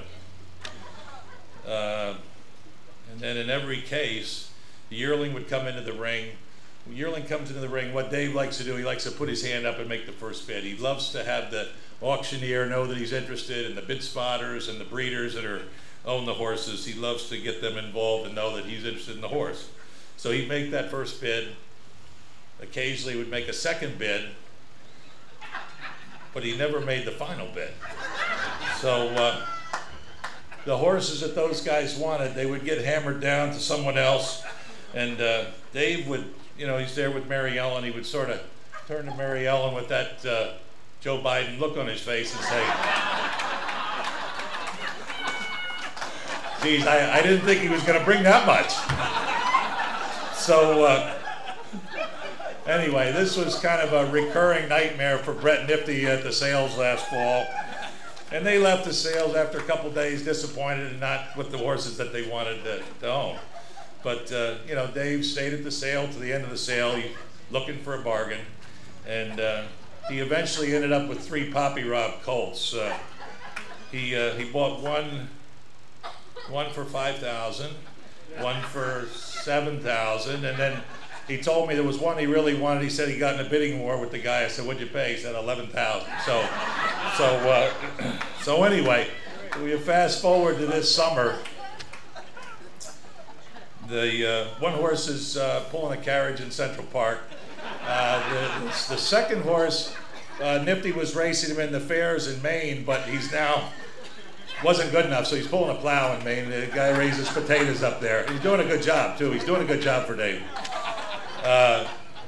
And there's a third one that Dave says when the meet opens at Rockingham or Foxborough this fall, this horse is going to be a good horse, and Nifty's going to go up there and race him up there. So anyway, Brett and Nifty both said the main thing they'd like to get back to doing things the old way. Just Dave, you stay home and sign the check when they get the horses.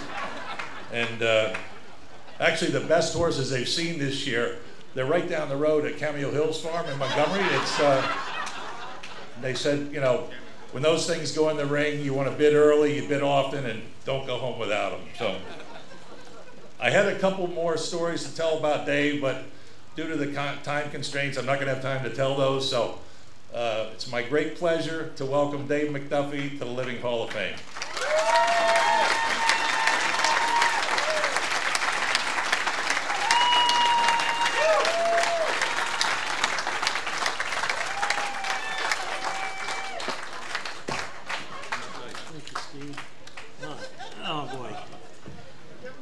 Oh boy, I have made some bad choices with horses. Obviously, you all can see I made a bad choice tonight in who was going to introduce me.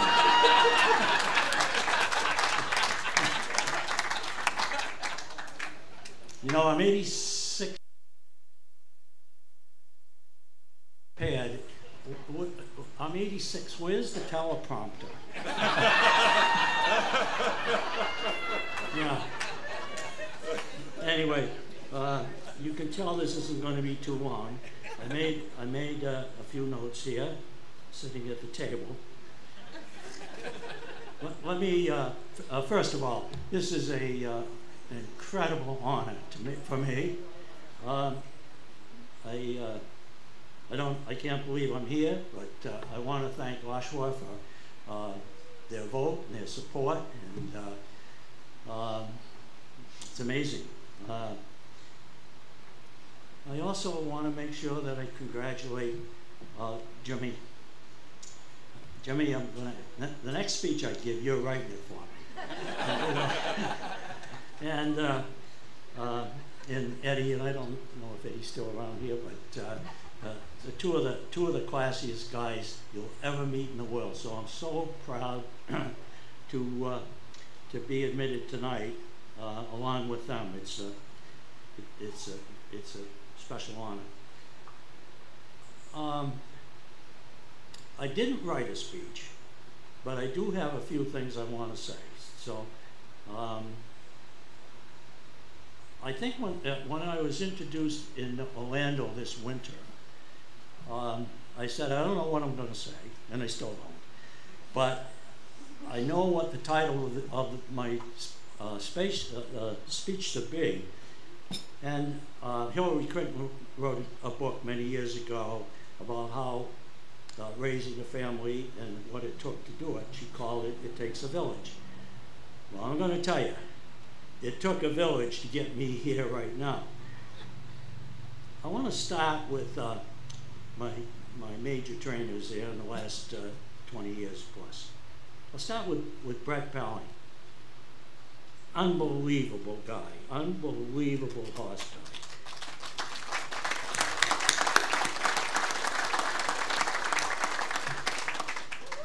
I'm going to probably embarrass Brett with a couple of stories.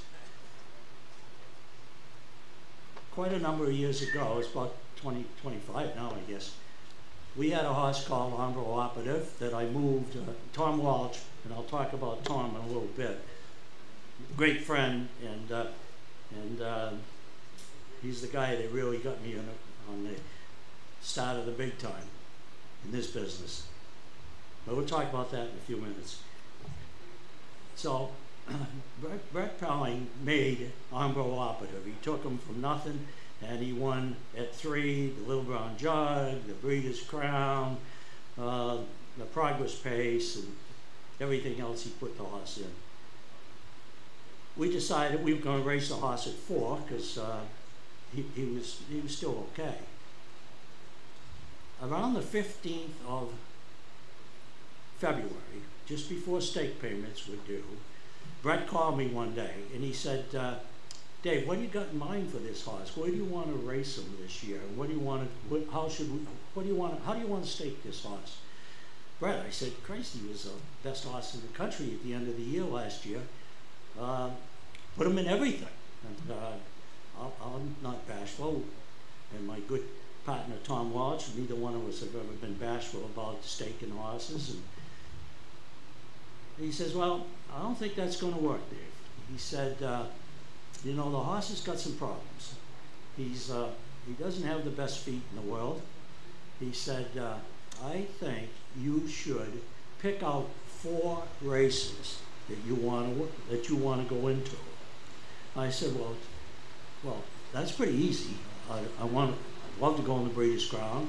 I want to go in the William Houghton, Oliver Wendell Holmes, and I think it was a Driscoll. All right, he said, I'm going to tell you something.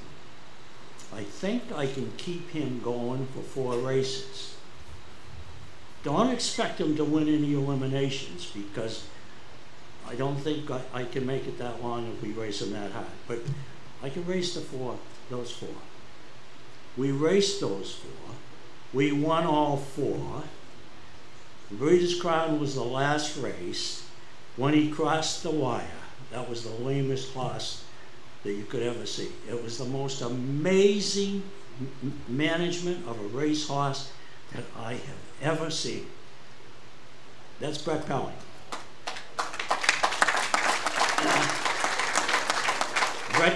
Brett did one other thing for me that I'm forever grateful for. He had told me a few years before that he was probably going to go back to Australia.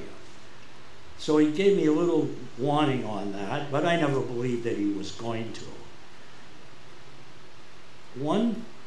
I think it was in September or October, he drove up to New Hampshire with his wife Joanne and his son, and they spent a few days with us. And while they were there, he said to me, Dave, we've decided to go back to Australia, and we're leaving in a couple of months.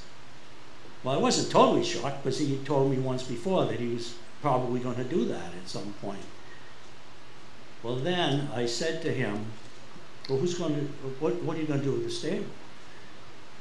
And he said, this is the next greatest thing that Brett Pelling did for me. He said, I'm turning it over to Nifty Norman. And I did not know Nifty very well at the time, but Brett had told me many times how capable he was. So I was comfortable enough to say, well, okay, that's what we'll do. Oh man, oh man. So Nifty Norman takes over our stable, what we had. Along comes Be a Magician and Bella Bellini and Bella Dolce and all those Canadian-bred horses that we had.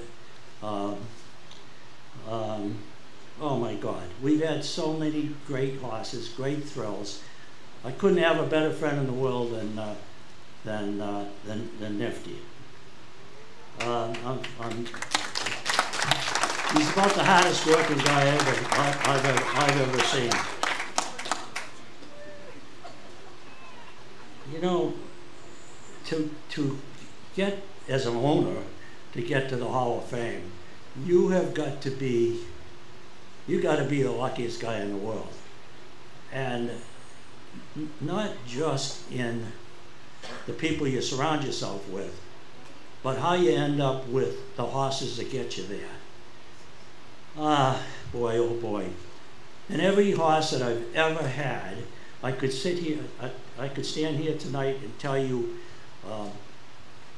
a story about them. every single horse has a history. And it's so fascinating to talk about how you bought him and how he developed and so on and so forth. I want to talk about a couple of horses tonight. I'm going to try to move this along a little faster than I have, but one of the great horses that I kind of stumbled on, and I'll tell you how it happened, was Cadabra.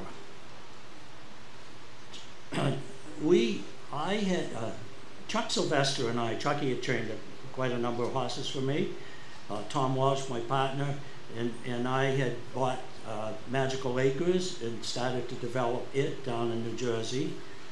And I was down in Chuck's office on a Saturday morning, the day after the matron's stake at the end of the year, and he had a horse that won one of the eliminations at Dover, called Chip Chip Hooray, who wasn't a bad horse. He actually won the Hambletonian, as you may remember, the next year. This was at the two-year-old season. And I was sitting in Chuck's office, and I said to him, you did pretty good last night. You'll be all set next week. You'll win the matron. And he looked at me and he said, Dave, there's no damn way I'm winning the matron. There's a horse out in Illinois that is a monster. And he said, I can't beat him. I know I can't beat him. Well, he didn't the next week. The horse's name was Cadabra. I never heard of the horse, didn't even know anything about it. The next spring, about the 1st of January or February, I get a telephone call from Ernie Martinez. And Ernie says, Jimmy Tactor is going out to Illinois next week, and he's going to train a horse out there. I said, don't mention his name. I know already who he is. He says, we're going to try to put a group together. I said, I'm in. I'll take as much as you want of him. And Jimmy did a great job with him. He won, unfortunately, he wasn't eligible to the Hambletonian, but he won everything else that year. And the best part of Cadabra was we syndicated him, I guess, and we stood him in Canada, and my goodness, I bred horses to him every year. Nifty and I bought horses every single year, and every year we were pretty dominant up in Canada, I mean, for all those years. And so just because of one conversation, how lucky is that? I want to talk about another lucky thing. Back about, I had given a horse to Billy Houghton when I first decided I wanted to move down to New York and New Jersey to race. And I went to Florida one weekend to watch my colt train. Well, Billy Houghton always had 125 yearlings. I mean, it wasn't like, you know, I was the only guy there. But I'm watching the race, his training one morning, and I stand on the fence there watching, and I met this fella. His name was Tom Walsh. And by the way, before I go too far with that, I'm so proud tonight that Tom's son, Tommy, and wife Mary are here tonight, and I'm so honored by it. But, yeah, let me tell you about Tom Walsh. Probably as nice a man that ever you could ever meet. Probably the smartest man that I ever met. We struck up a friendship, and we had some great horses. But one year we went to the sale at Hanover, and we were going to buy 2 or 3 horses together, which we did. And not 5,000 or 7 like you, like the ones I buy from you. So anyway, so So I buy these horses with Tom, and we go back home, and I also had a few already, plus these. And about a week and a half later, I get a telephone call from Tom, and he says, Dave, geez, I don't know what I was thinking. I forgot. I have a colt that I raised, is a yearling, at Hanover Shoe. And he says, I want you to be a partner with me on it. Oh, Tom, I said, damn, why didn't you tell me that 2-3 weeks ago? I already got more than I really want. Oh, no. I said, I'm going to pass on it, Tom. You know, I just got more than I want right now. No, you're not. No, you are not. He says, you are going to be my partner on this colt. I got a good feeling about him. Well, the colt's name was Magical Mike. And, you know, so when I talk about luck, here we go again. I mean, I've been so lucky with the horses that I've walked onto. I don't want to tie everybody up too long. I'll stop. I was going to go on and tell you about Pappy Rock. That's kind of a lucky story, but okay. I didn't want to talk longer than you did. But anyway, I went to Hanover, and Nifty and I were looking for a top colt. Brett was there, and we picked out, I forget if it was for Brett or if it was for Nifty, I can't remember now. We picked out this colt. I think his name was No Nero or something. I can't quite remember his name, the horse. And I bid on him, and I was buying him myself, and I was up to like 450, 500, 450,000 on him. I don't know with it. You know, that's it. So I was dejected and walked away from the back ring where I always stand, and I bump into Dr. Jablonski.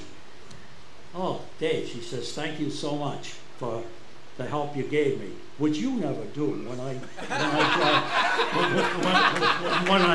when I help him.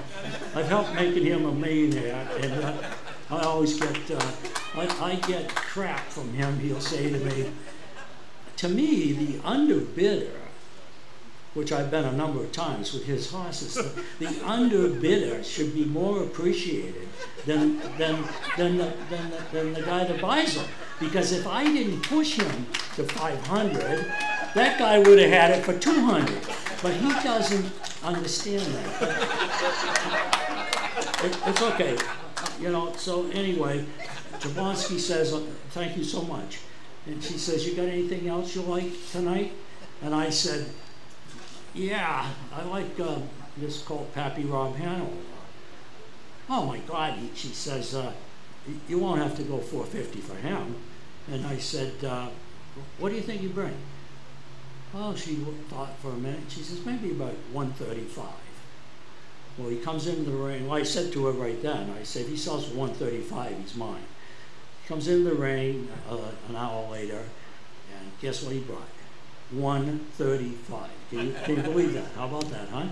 So anyway, so I lucked out again. I got ended up with maybe one of the greatest horses ever. Unfortunately, he had, you know, a broken bone, and he never got to show the world how great he was. But I wanted to talk about how much luck plays a part in this whole game that we play at. Now I want to talk about some partners. And again, I've told you about Tom Walsh. Tom passed away, what, 15 years ago, 14 years ago. One of the saddest days of my life. He was just a class act, and we had so much enjoyment together. And what a great partner to have. But I've had some good partners, and some really good partners. Kirby Liverman had many, many horses with me. Mel Hartman, you all know Mel.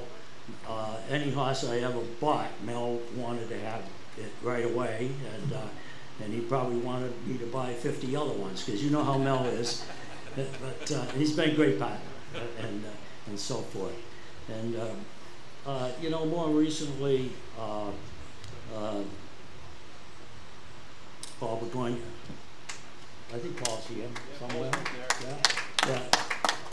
we've had some pretty good success in the last few years with Venable and on, a few other ones, and those are great partners. Lee DeVisser is a good friend of mine. He lives out in Michigan. I always buy a couple horses with Lee every year, and we race them out in the Midwest. And Peter Wren has trained them, and we've had a lot of luck every year. We've come up with so anyway, I've had so many great partners. I want to talk about my best partner. My best partner is my wife, Mary Ellen.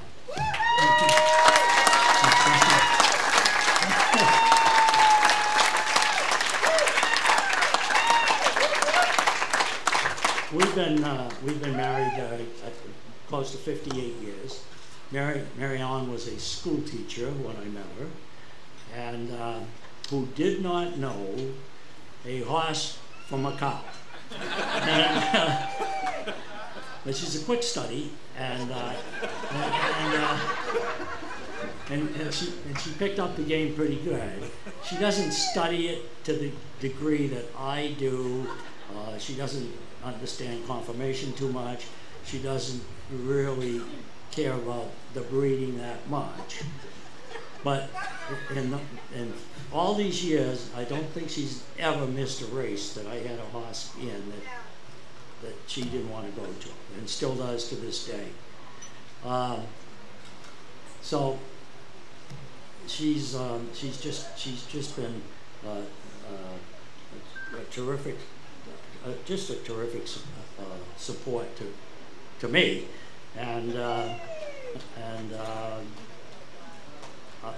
I'll tell you one quick story about Mary Ellen.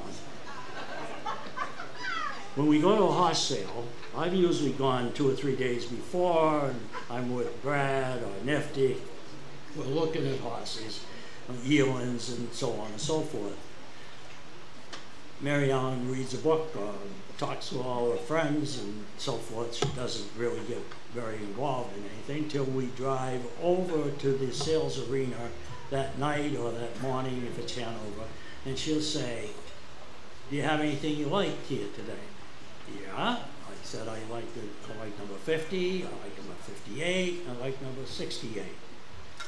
Mary Ellen will go off with her friends, or go in the car and read a book. Number 50 comes into the ring. Now I've thought maybe this is a colt that I maybe could buy for 200.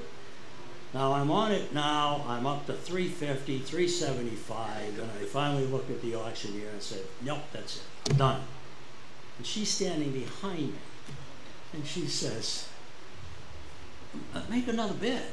And I said, "No, Mary Ellen, I like him at 200, I don't like him at 375. "I thought you liked that horse," she said. And that's happened probably 25 times. So anyway, I want to finish this by just recognizing my family that's here. I got 4 of my grandchildren with me tonight. We'd have 2 more here, but they got new jobs they're just starting, and they got to be at work Monday morning on time. So they're not here, but I'm very appreciative of them. My daughter Kathy, who I love dearly, and I got some great friends here as well that I'm so appreciative. We're 250 miles from here, so they came down today. They got to go 250 tomorrow. To come here on a 4th of July weekend, and we live up in New Hampshire on the coast. July 4th is a big time up there with fireworks and family and cookouts and all that. I'm so appreciative of the sacrifice that they have made to come down here. Got a special friend, Steve Schubert and his wife Sandy.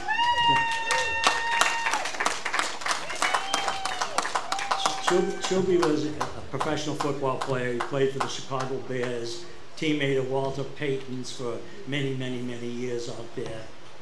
Played for the Patriots for a while. And Shub's about as good a friend as a guy can have. I always said, my dad told me one time many years ago, he said, "You know, Dave, you're going to meet a lot of people. You're going to make some good friends. But he said, you know, if you are lucky enough to have 2 or 3 friends that you could count on at midnight when you've run off the road or something's happened, that you know they'd show up to help you, you're a lucky man. Steve Schubert would do that.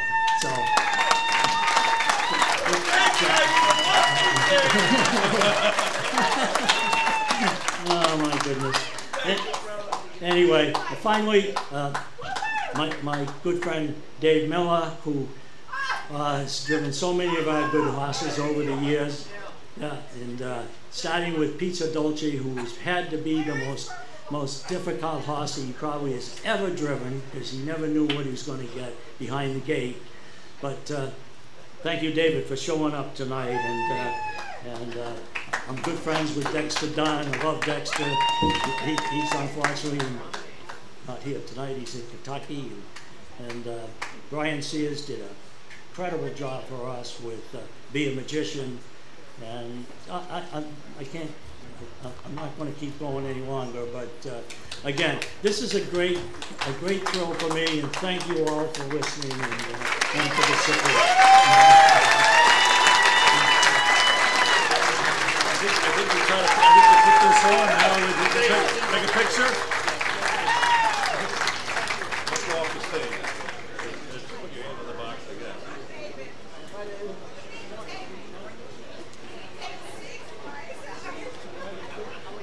Thank you, Steve. First thing you ever did for me. You know, there's some equals too.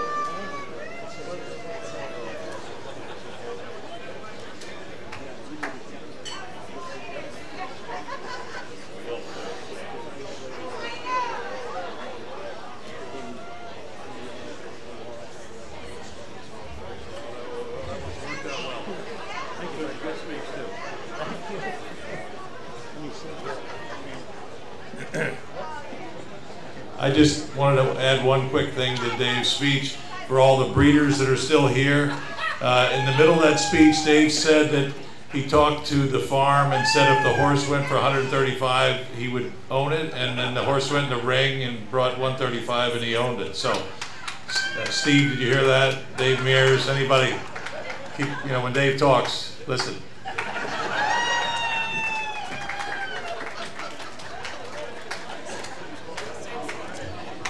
Well, on that note, I think we'll call it a night. Thank you all for coming. The results of the raffle can be found in Houghton Hall. And make this note on your calendar. Next Hall of Fame Day, Sunday, July 6th, 2025. Thank you very much.